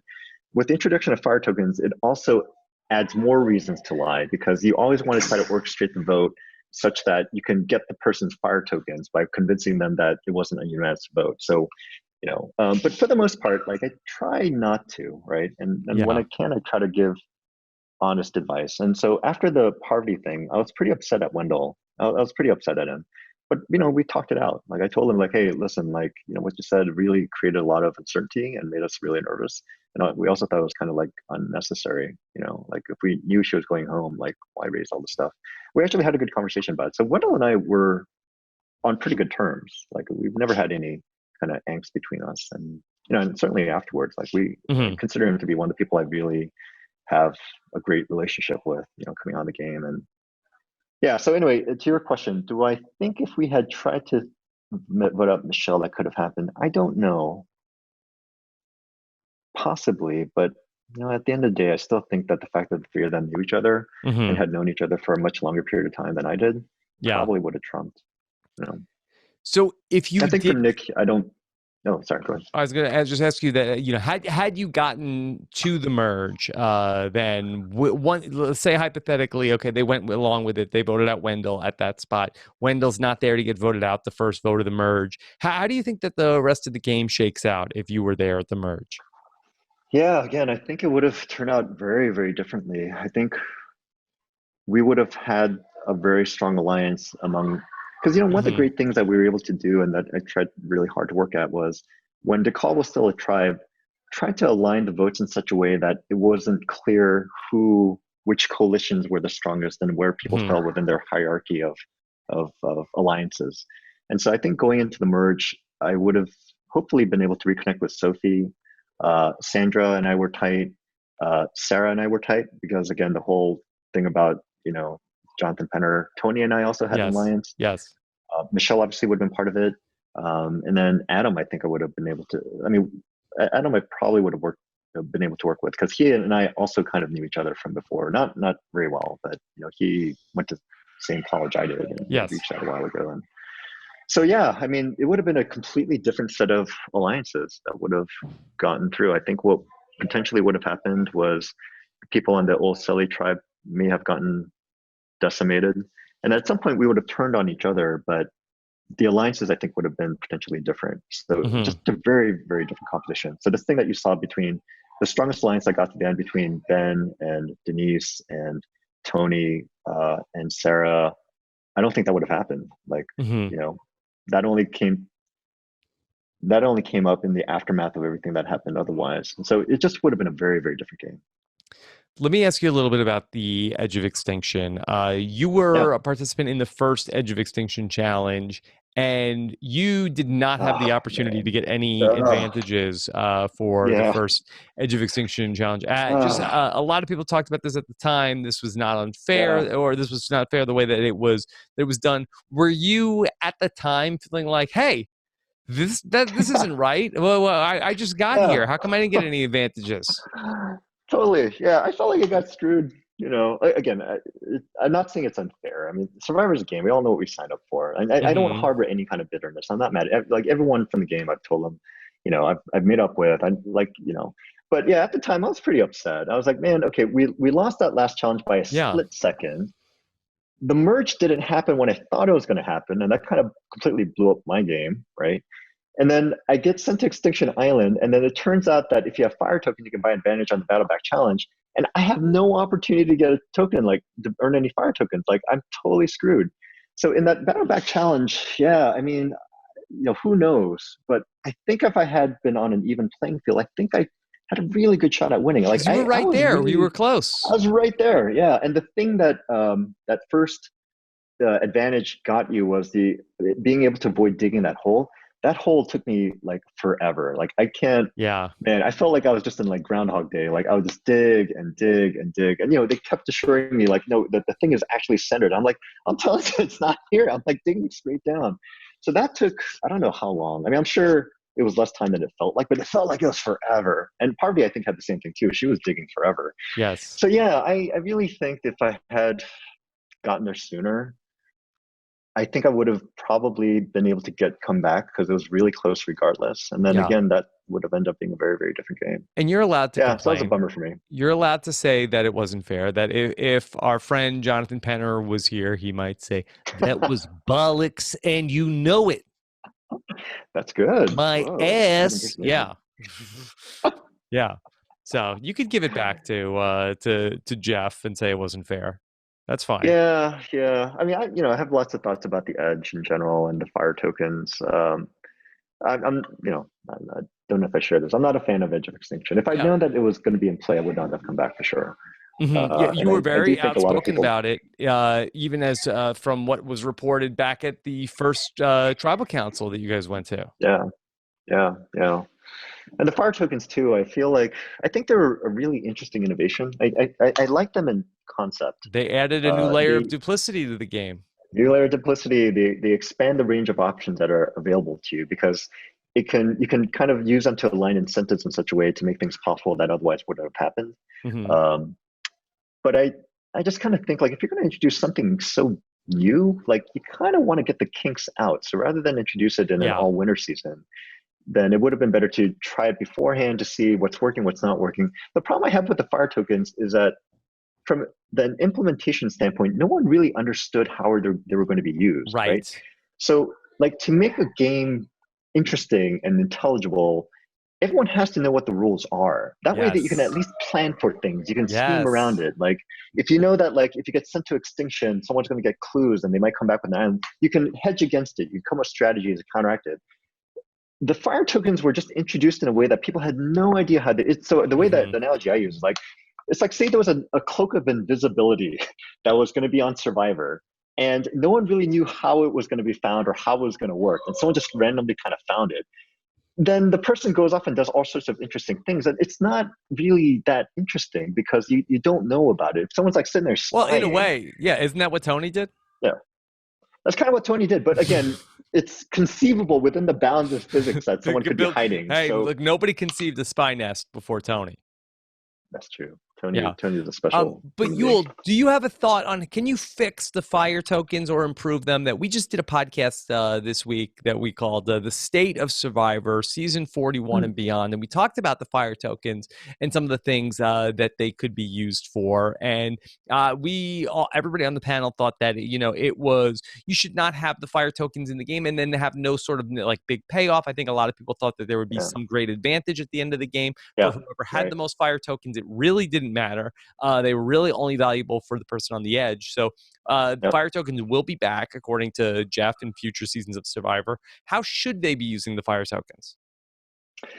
I think the thing is not so much, at least from my perspective, like how do you change how they're used? It's just more having an equitable distribution of the information about Mm-hmm. how they're used. Like no one had any idea that people would be sending fire tokens from the edge. No one had any idea that if you're paying for the fire tokens, it would be benefiting someone from the edge who could potentially come back later on. Yeah. Like if those are all mechanics of the game that people understood, then you could make an informed decision and say like, oh, if I get this advantage, I don't know, I don't want to give it to this person because that person might come back. You can think about it and kind of hedge around it. So for me, I don't have any kind of silver bullet for how to make the fire tokens better. The only thing I just think is that you have to explain the rules of Yeah. how these are used and how they could potentially impact the game, because then you can have like some pretty interesting like strategies around it. In the absence of that, it just adds a layer of randomness that just kind of makes the game kind of Yeah. random. Not great. We don't like randomness. Yul, you were got a lot of compliments on Oh, can I mention being. one other thing? Yes, Sorry, yes. before we visit on the merge thing. I don't know if this is true. Again, I thought the merge was going to happen at a certain point in time, just Hmm. based on historical precedent. I don't know if this has played any role in it, but I suspect that it could have played a role. The fact that Sandra quit, Oh. like, I wonder if that might have actually caused the merge to happen one round later than it otherwise would have. Hmm. Because if she hadn't quit, what would have happened was you'd have 12 people in the game and 8 people on the edge for the battle back challenge. And just based on historical precedent, one person makes it back, and then you have the merge among 13 people. Sandra quitting right before the battle back challenge effectively basically meant that you had 12 people in the game and 7 for the battle back challenge. And I wonder if the producers felt like, you know what, 7's not enough. We need to have one more. And I think there Hmm. could be different reasons for that. You might just think it's more interesting that way. But the other thing could be a practical thing, which is these elaborate obstacles are set up in advance and it's hard to Yes. change it last minute. So if you set it up for 8 people and just like a few days before someone quits and you don't have Hmm. 8 people, it's going to be hard to change things around. So I also wonder if the fact that Sandra quit also screwed things over. Mm. Like, Yeah. so I don't know. I don't know. So many what ifs. All Uh, right. Sorry. Your but question. what I wanted to ask you about was that so many people commented on despite the time off in between your seasons that you were in great shape in Survivor Cook Islands and you came back and you were in great shape again. Can I ask you what do you do to stay in good shape as all these years have gone by? Well, thank you. I appreciate that. I was not in great shape when I got asked. I figured, like, okay, if I'm going to do this, I need to get back in shape. I tried to be more thoughtful about the way I did it than the last time I did it, which was just go to the gym and lift a bunch of weights, Hmm. which actually I don't think is like the right way to do it. I think survivor challenges are much more about coordination, balance, kind of whole Yeah. body movement type stuff. So I got a personal trainer. I worked out with him really hard. I ate well, and I was able to get back in decent shape. And I don't know, like, how much time did we have? Maybe in like 6 weeks or so. Hmm. So it wasn't like I stayed in great shape. Like, again, kids, work, you kind of Yeah. let yourself go. I had a dad bod. But I've always been fortunate that if I just work really hard at it and discipline, that I can kind of whip myself back into shape fairly Yeah. quickly. To be honest, I think most people can. It's just a Hmm. matter of just, being disciplined about it. What is it that you do? You do you still you so you didn't lift weights. That is there like a specific program that you do Uh, you mean for the show or just in general? in general? In general, I haven't worked out in like 3 months or so. I You've haven't, been haven't done busy. anything. You've been busy. I've been busy. When I can, I try to go running. I try to do kind of body weight things like pull ups and push ups and, just Hmm. very basic things. And I find that if you just do it enough times and you're somewhat consistent about it, you can stay in reasonably good shape. I don't have any secret to diet. Like, I just try to eat in moderation. You don't go crazy. You try to Hmm. watch how many carbs you eat and kind of the amount of, so I've generally found that in life, the key to a lot of things is just moderation. Like, they Moderation. say that like drinking is okay as long as you do it in moderation. So as long as you don't go crazy and kind of watch yourself, I think, it hasn't been too hard to stay Will you relatively have a decent drink shape. or two? I actually can't. I have this weird genetic thing where if I drink alcohol, my body can't metabolize it, and it basically causes me to have this blinding headache. Like, it feels like someone's hitting my head with a sledgehammer. Okay. Well, maybe that's one of the reasons you're so productive. Maybe. I'm sure it's probably kept me out of trouble. Yeah. Yeah. Yeah, but I can't drink, unfortunately. I wish I could. I'm really not much of a drinker myself right now. At this point in my life, I just find that it's just too much pain the next day. Yeah, yeah. Yeah. And I don't know. Once you have kind of kids, you realize you can't really catch up on sleep on the weekends because your kids are Right. natural alarm clocks and they wake up Right. at the same time no matter what you do. Yeah. Yeah. Well, let me just ask you a little bit about your time on the edge because I know you said you don't like it. It was unpleasant. The edge, correct? Yeah. Oh, yeah. It was very unpleasant. Yeah. No, is that the conditions or sort of like the social politics of the edge of extinction, or both? Definitely both. I think it's Yeah. both. Like, it's just a crappy place to be. Like, you're not getting much food. There's not much shelter. So physically it's hard, but the social dynamics are also really tough. I mean, Hmm. you're taking people who are feeling bitter, unhappy. They didn't get farther in the game. They felt like they should Hmm. have. You're also mixing that with physical deprivation. It just creates this toxic stew of bringing out the worst in people, I would say.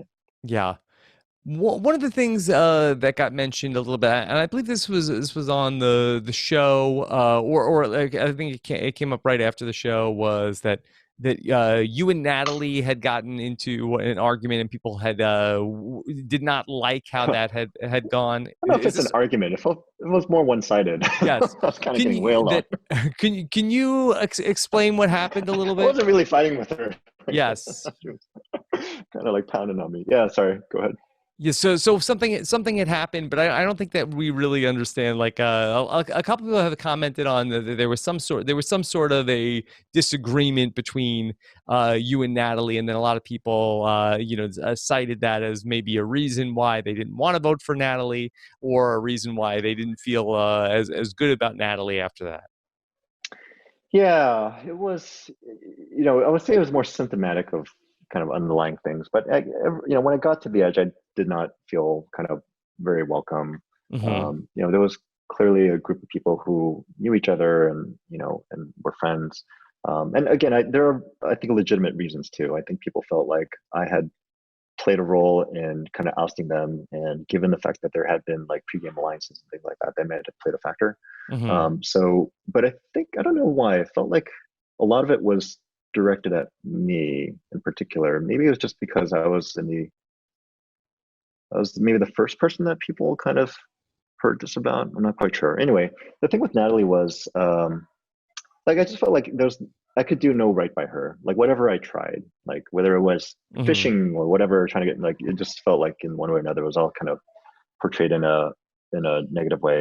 The thing that precipitated that argument was Adam had just gotten voted off, and and there was a lot of antipathy towards Adam. Hmm.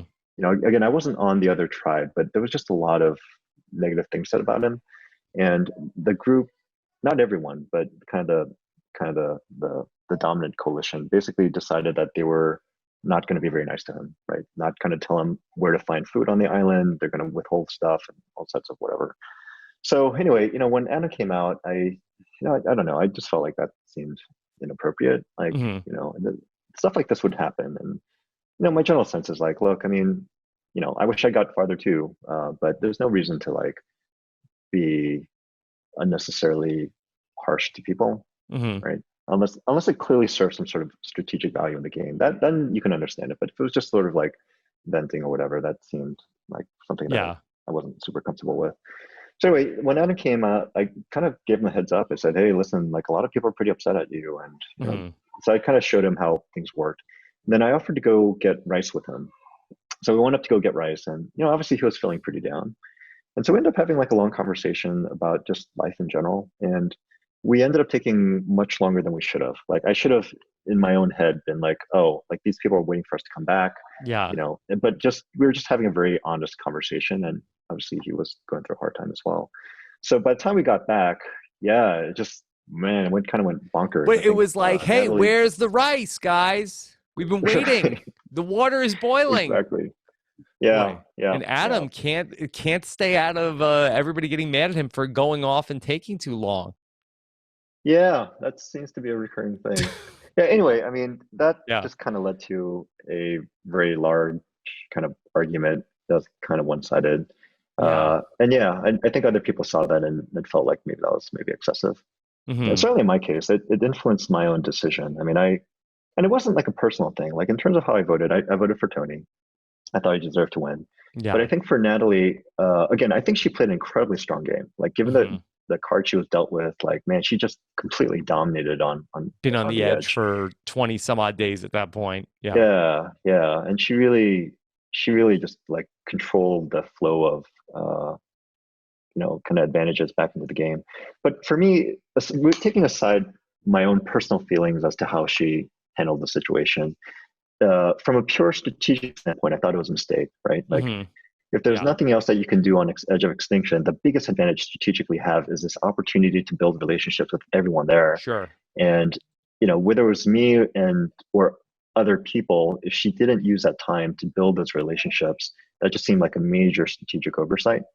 So I think for me, certainly that was kind of a factor in terms of who I thought played the best overall game. Yeah. Um, Apart from any personal feelings I might have had related to this. Yul, did you have any positive times on the edge of extinction? Were there any good days? It was a rough time. You know, it Hmm. felt like, I don't know, personally, I honestly felt like I was kind of back in school when I was, you know, Yeah. bullied. Well, I would think it I would be was, very frustrating because you're somebody who is, extremely accomplished in your real life, in your professional life, and you have to feel like I would think like if I was you and I was out there, I'd be like, look, I wanted to come back for this, and I wanted to do the right thing and do something for Jonathan and Stacy, and I came back and I did this, and my wife said I shouldn't do it, but I said I wanted to, and now I'm here and I agreed to go do it, but now this is isn't enough. Like I don't want to quit. I don't want to walk out of here, but I've got things to do. yeah, the thing that kind of bummed me out, you know, for me, I tried to keep things in perspective and not let it Hmm. get to me too much. It did make me feel, again, like, you know, a lot of my life, I kind of grew up feeling marginalized, just, you know, and it kind of brought back a lot of those memories. I didn't want to leave feeling bitter towards anybody, so I don't harbor any ill will towards anyone. And Hmm. I've tried to maintain good relationships. And anyone who's ever reached out since the show asked for any help, I've tried to give, including to Natalie, actually. So, yeah, at one point she reached out asking for help and advice, and I tried to give as much as I could. So again, no ill will. Yeah. Um, but yeah, it was kind of a bummer. I think partly what happened was, you know, once I got voted out, I realized my chances of winning the game at this point are like negligible. I mean, there's like some microscopic chance. I would still try, but at that point, I wasn't really playing the game as much anymore. I was thinking like, I have this amount of time. I'm stuck on this island. What's the best I could make out of this experience? And in my normal life, like, just there's so many, just so many things going on, like with work, with kids, family. You don't really have an opportunity to just get to know people, get to know new people, and really kind of like spend time with them. And I was thinking the one thing we have here is lots of time. Like there's no other distraction except the Yeah. occasional kind of challenge. And so I really, for my part, kind of shifted into this mode of like, I really want to use this opportunity to get to know people. Like this is an incredibly interesting collection of people from all different walks of life. They're all accomplished in their own way. And it just seemed like a great opportunity to just get to know them. And if I can come out of this experience, obviously it didn't work out the way I wanted to, but if I can come out of this with some good friendships and relationships and different perspective, then I felt like it would have been a good experience. So that was the mentality I had. But I think people just assumed that I was playing the game and that I Yeah. was still, trying to act a certain way to try to be nice so that people would try to vote for me. And, it's not to say that that wasn't lost on me. Obviously, if there was some chance I got back, I would want to have good relationships. But I A wasn't really at win-win. that point. Right. Yeah. Yeah.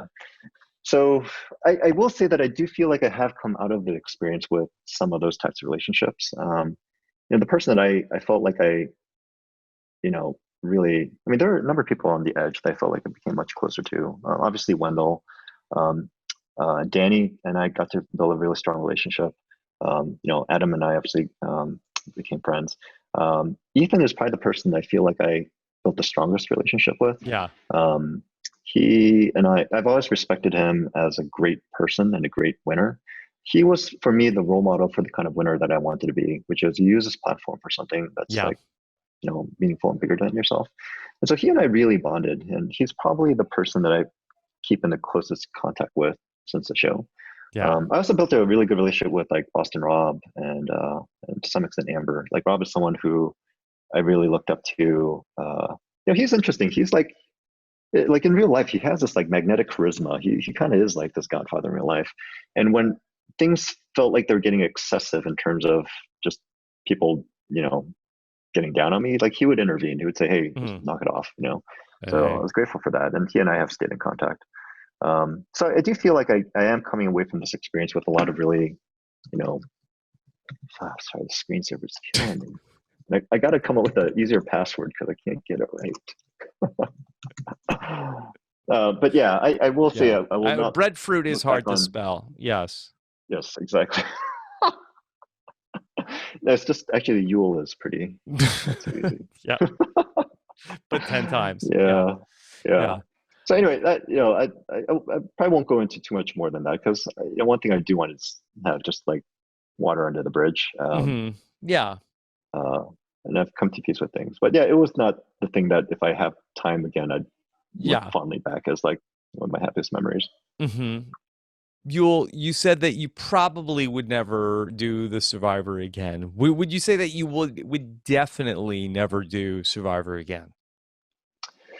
I think I would do it if they had like a all charity version of it.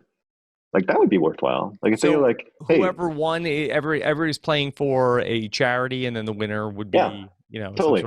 some Yeah, sort of, you get to pick your charity. okay. Or there's a pre-designated charity or something like that. I mean, you're just playing for the game. Like I think it's hard for me to. It's unlikely I would come back otherwise. hmm Well, Do you one thing think I that also would, think that can I ask you one question on the all yeah, charity version? Do you think that that would affect the way that people played? Where if people were playing for a cause as opposed to playing for personal gain, do you think that the behavior of the players would be different? I actually think it could be more interesting. Like in hmm my case, the fact that I was playing because my plan was if I won, I was just going to donate the money. It made me feel less constrained. Like I felt more okay just lying and like playing really Oh, hard and okay. pre-gaming and all that kind of stuff. Because normally, like if I was playing for myself, I felt like, or like when we played Cook Islands, it was like also kind of representing my community. I felt more constrained. I like Yeah. I couldn't really do nasty things because like I don't want that to reflect on But it's like if you know that like there's no question of what your ultimate motives are, and you're doing for something other than yourself and big for you, then you can really just kind of like go pedal to the metal. So I because actually think if you do an all charity thing, yeah, go ahead. my thinking was that somebody might be like, oh, like, hey, I gotta, like, how am I gonna pay off my mortgage? I'm gonna be super desperate, and I'll lie, I'll do anything. But maybe you're saying that people can play more aggressively because they're like, hey, it's not my money. I think it could go both ways. Like in some Yeah. cases, I think if people are in like dire financial straits, obviously they can be highly motivated. Hmm. But in some cases, I actually They think, play like in scared though. Ethan, for example, who, Scared oh, money they play doesn't scared. make Yeah. money. Yeah. Yeah, exactly. In this case, you're just like, look, I'm just going to go take big risks because what I got to lose? Like, it's all going to go to a good cause. So I actually think it would be kind of interesting to do it that way. Yeah. Other than that, I think it'd be hard for me to come back because I think people would know that my plan would be to donate the money, and like no Yeah. one would ever want to take me to the final. So they'd be like, get this guy out, like Wow. But think of the ASAP. goodwill for CBS that they could do where, maybe they give like $50,000 to everybody's charity who shows up. And then, Totally. I yeah, would love for them to do that. I think it would be super interesting. And I bet you could just get a lot of really interesting people to do that too. yeah, I wonder if you could just get a bunch of celebrities who'd be willing to donate to a big cause and you can have a really interesting show. I don't know. yeah. Yul, can I ask you about life post Survivor? Do you have any big goals or things that you're hoping to accomplish post Survivor 40? You mean in the context of Survivor or just No, in in the my normal context life? of Yul Kwon. Yeah. You know, share what I'm working on right now, and this is partly the reason why I've completely just dropped off the face of the planet. I work at Google, and one of the projects I'm helping to lead is this effort to build technologies that help with contact tracing to help contain the spread of COVID-19. It's basically trying to help the world get back to normal and help build tools that are going to help governments and health authorities be able to come out of lockdown. So this started this started kind of in the middle of the season, and it's been this crazy sprint. Like I've literally been working every single day, including nights, weekends, holidays. Hmm. This is the first time I'm getting any time off. So yeah, so I feel kind of badly because I know that I just sort of completely I was Hey, active on don't social media. I was Yul, active on don't Reddit. apologize for working on trying to fix the coronavirus. Okay, that you do not need to apologize for that. Please, that I feel bad that Yeah. I'm taking time away from you working on this. No, this has been a lot of fun. I appreciate this opportunity to like just talk to my fans because I Yeah. do feel like I left everyone hanging. I was like very active, especially for the ALS campaign, you know, like and we did a tremendous amount of good, but I feel like I just haven't had the ability to properly like get closure on that Hmm. to thank people. And so I'm glad I had this opportunity. Yeah. But yeah, it's not, I don't want people to get the wrong impression. It's not like I don't care. And I still plan No, on doing an definitely NA on not. Reddit, all that kind of stuff. Just been just absolutely bonkers trying to help with this effort. Yeah.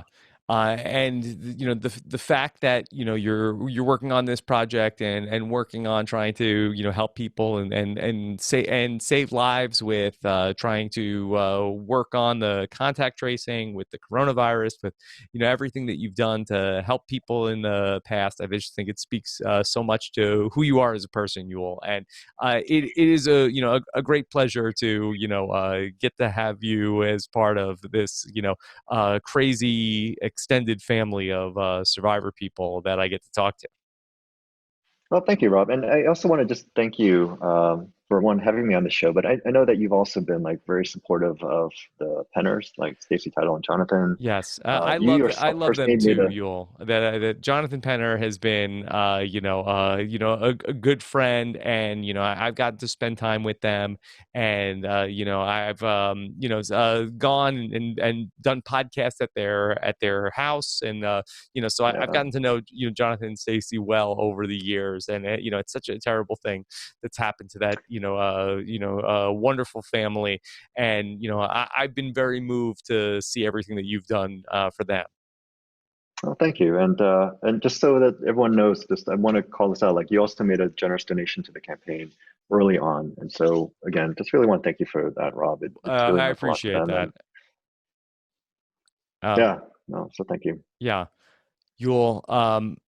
I know you're so busy. Is there anything that you want people to go and look? Obviously, the ALS link. Let's hear that one more Yeah. time. Yeah, so you can go to cbs.com/survivor ALS info. Hopefully, can kind of pop that up somewhere. We're still collecting Yeah, we'll have it in the show donations. notes. Yeah, and we've raised a good amount of money, $250,000 for a lot of different charities. So Hmm. um, I wish we could have. I really the one my big well, obviously I regret not winning. But I wish we had the live finale. That was kind of a bummer. Yeah. Like I really thought, the plan was to have Jonathan and Stacy on there. I think if they had been on there, it would have been another opportunity to raise more money. I Hmm. had asked CBS if they would consider matching the donations that we had raised, or at least making just kind of a donation, and it didn't really pan out. I was also hoping maybe like Sia would be able to watch and kind of like, make a contribution to Hmm. support them and ALS victims, but unfortunately, all that stuff didn't happen. But regardless, I do want to just thank everyone who's been so kind and supportive on Reddit, on social media, on the show. Like, it's been really incredible. And Jonathan, Stacey, and I can't thank you enough. So really appreciate that. You'll, on a less serious note, what do you do in your spare time? I know you work incredibly hard, but if hypothetically, if there wasn't, Oh ever man. a quarantine and a lockdown, like, what do you do for fun? The thing I've always wanted to do, besides just spending more time with my kids, which I feel like has always been an issue. One of the reasons I was thinking is if I went on Survivor, and even if I got booted out early, at least I could use that time to just read. I can sit on Ponderosa and have like, Yeah. I don't know, like a stack of like 30 books over the last 10 or 20 years I've been meaning to read. I just haven't had the time to do that. Yeah, I would like to just kind of read all the different things that I've been meaning to do, and I haven't had a chance to do. What do you read? Fiction, nonfiction? Everything. Like, I love science fiction fantasy, and there have been so many great novels that have come You out of know, the can I just since I was, add one thing to that? I did an interview with Ozzy this year. For years, I've wanted to interview Ozzy, and I thought I had a really great interview with Ozzy a couple of months ago. And yeah. Ozzy talked about how he wanted to start a science fiction book club. Oh, interesting. Really? Yeah, he loves science fiction books. This could be, Yeah. you guys could reconnect over trading sci-fi book recommendations back and forth. Yeah, I'd be down for it. Wouldn't that If be I could wild just all these years later that you and Ozzy just go back and forth trading book recommendations? Yeah, that'd be kind of wild. That'd be kind of funny. I think I'd rather I trade swear to book God, notes with him than competitions. he loves science fiction books. Yeah. What is he up to nowadays? What's he do? He's I don't remember, specifically what he was working on, occupationally, but it was a great interview. Maybe we could trade maybe we could read science fiction books to each other sitting in a hot tub in Parvati. Maybe. That would be I one don't hell know of a if reunion. Parvati. I know she wrote a children's book. I don't know if she does sci-fi She books. did. She wrote this Yes. delightful children's book, and she sent me copies to both my girls. So I was very thankful for that. It was a very very kind gesture of her. Hmm. So Okay. probably no more hot tubs in her future. Probably not. Probably not. But Yeah. your wife would be less of a fan of Parvati. After that. Yeah. Actually, it's funny. My wife was a big fan of Parvati. Yeah. Sophie, your She wife's name is saw Sophie, right? Sophie. Yeah. Yes. Yeah. Yeah. She Yeah. was a big fan of Parvati. Um. So, all right. So you read sci-fi books, and anything else that you want to read? Sci-fi, fantasy, just a bunch of other kind of great books that have come out over time. A bunch of stuff by Steven Pinker. I just Hmm. feel like there's so much. I mean, I think it's one of the consequences of one, Yeah. being busy, but two, living in a world that's dominated by like social media, where you don't Yes. really read stuff anymore. Like, there's this automatic assumption that if something is older than like a day or a week, it's not timely anymore. And I Yes. feel like I've fallen into that. And so my ability to read kind of long form works of fiction or nonfiction is just really, I can't even tell you the last time I read a real book. Yeah. You'll. I'm I've become much. functionally illiterate. No, I don't believe that. I'm much more into nonfiction. I especially love anything that's like self-development. But I do Yeah. audiobooks. Do you have any recommendations on anything that's like a nonfiction self-development or business book that people should check out? Oh gosh, I have like a list of stuff. It's not a self development book, but the thing that I would really there are two books that actually there are two things that I'd highly recommend, both as audiobooks. One is Cultures of the World. You can get it Hmm. on Audible. It's basically a lecture series where this professor talks about all the different cultures and breaks them down along a number of different dimensions. And then he takes all the major cultural groupings around the world and discusses like how the underpinnings of why they are the way they are. It's absolutely fascinating and gave me a lot of insight into other people's cultures and other people who come from these cultures that I never quite understood why. And I'm like, oh my Hmm. God, I totally get it. So that's something I highly recommend. I think that's a Okay. great thing to listen to. The other one is Steven Pinker's Better Angels of Our Nature. Angels of Our Nature, Better Angels. What's the name of the book? I think it's Better Angels of Our Nature. Either that or Angels of Our Nature. The basic thesis here is we live in a world where you just feel like the world is going to hell in a handbasket. Things are getting worse. There's more violence, there's more chaos, all that kind of stuff. But if you step back and you look at the arc of human development and human history, you realize that the rates of violence have gone down dramatically over time. Even during the 20th century, which had the two great world wars, where people just seemed like it was more violent than any other century in the world. It's absolutely not true. From a statistical standpoint, the chances of you dying a violent death are infinitesimally small compared to what it was just like even like a few generations ago. It's kind of hard to listen to or read because some of it's just like it's like a gut punch. You're like, oh man, people have done some really crappy things Hmm. to each other over time. But it does give you the sense of like, wow, if you step back and see how the world has actually evolved and the progress we've made, it makes you much more optimistic. So I would recommend that as a really good read too. Okay. Well, that I like ending on a optimistic and hopeful point because sometimes, especially right now, it seems like that the world is spinning out of control. So Yeah. that gives me encouragement to hear that you and I value your opinion on smart things. That I say, okay, all right. If Yule feels like we're making progress, then all right, I'll go with that. I'll sleep better tonight.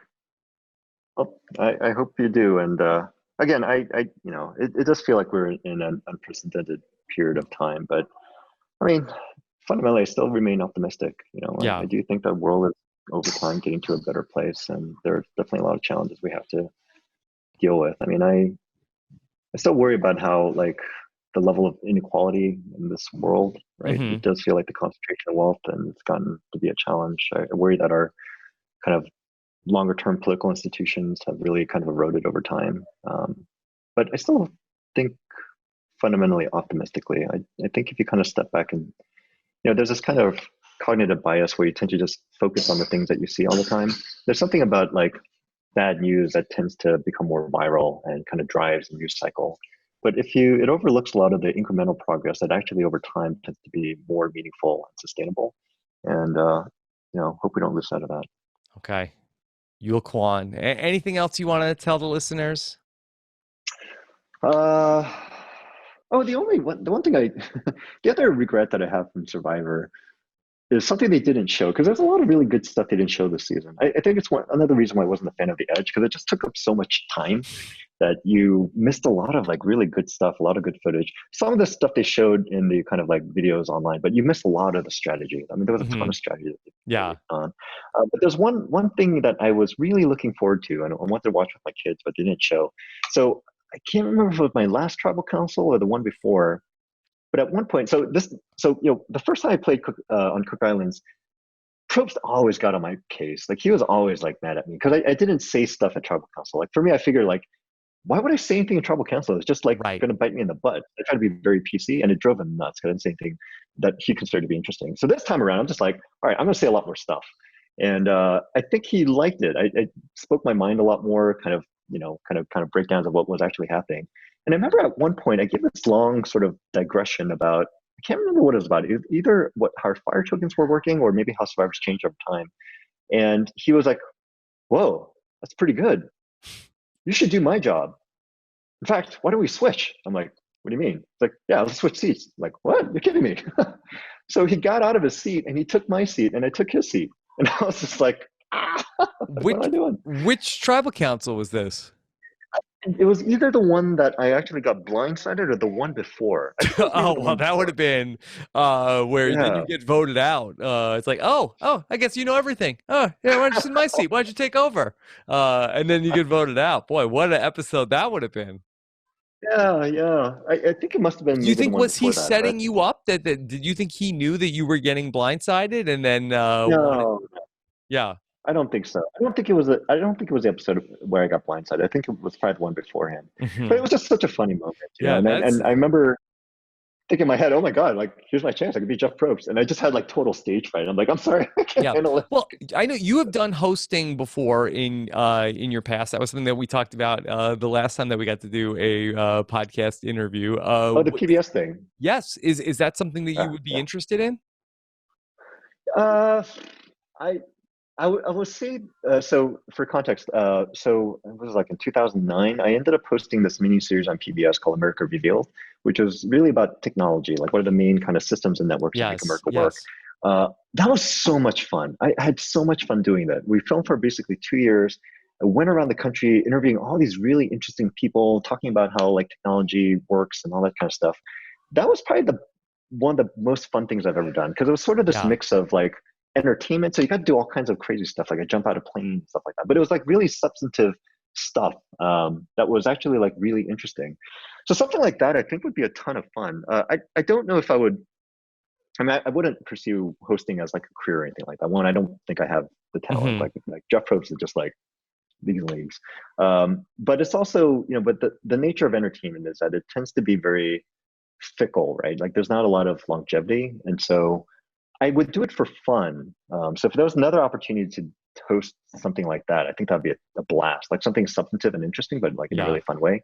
But I don't think I'd ever do that like in a like as a career. I think it would just be kind of a one-off thing that'd be fun to do. Cool. I have one other thing that I want to just ask you quickly that I have Yeah. been doing a podcast series with Josh Wigler where we are going back through time and we watched an episode 1 of Survivor, we watched an episode 2 of a season, we watched an episode 3, and on Monday we're going to be watching episode 6 of Survivor Cook Islands, an episode called Plan Voodoo, where Cowboy talked to you about a dream that he had, and he basically talked about how he had a vision to be able to untangle how to break a tie with the hidden immunity idol. Can you just quickly do you have any anecdotes or memories Oh man. from learning about Plan Voodoo and how Cowboy had dreamt that 3 and 3 this is the way Yeah. that ultimately that the idols could be flushed from the game of Survivor. Yeah. Yeah. That's funny. Quick question: are you going from episode 1 2 for different seasons Different or all in seasons. season? Yes, we're trying to find the Oh, best that's interesting. episode 5, best episode Got 6. it. Got it. Yes. Yeah. Yeah, Cowboy, man, I haven't thought about Cowboy in a long time. His plan was brilliant. I mean, he's the one who basically came up with the idea of like splitting a vote to defeat an immunity idol. Yeah, Cowboy was a really interesting guy. Like he's just I don't know how to describe him. He is as crazy in real life as he seems on television. Hmm. Very well intentioned person. Uh, Occasionally came up with. I mean, a lot of what he said was sort of nonsense. But every once in a while, I come up with something really insightful, some like nugget that was like, whoa, like where did that come from? And Plan Voodoo was one of them, right? So he, most of the time, I think people just started kind of tuning him out.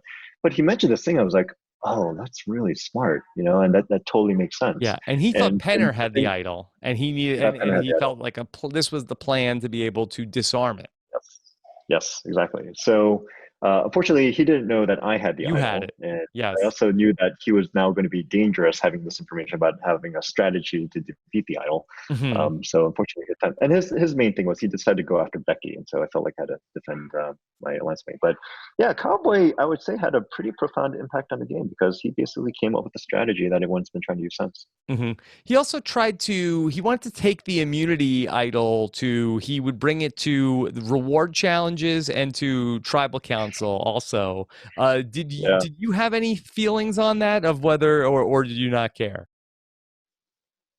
He always wanted to bring the what? Sorry. Immunity, the idol, the immunity idol that he brought Oh it. yeah, Where I watched the episode this morning that I knew I was talking to you, and he was trying to bring the immunity idol to the reward challenge, and Penner was like, "I just don't. I feel like that we're trying to show up the other team."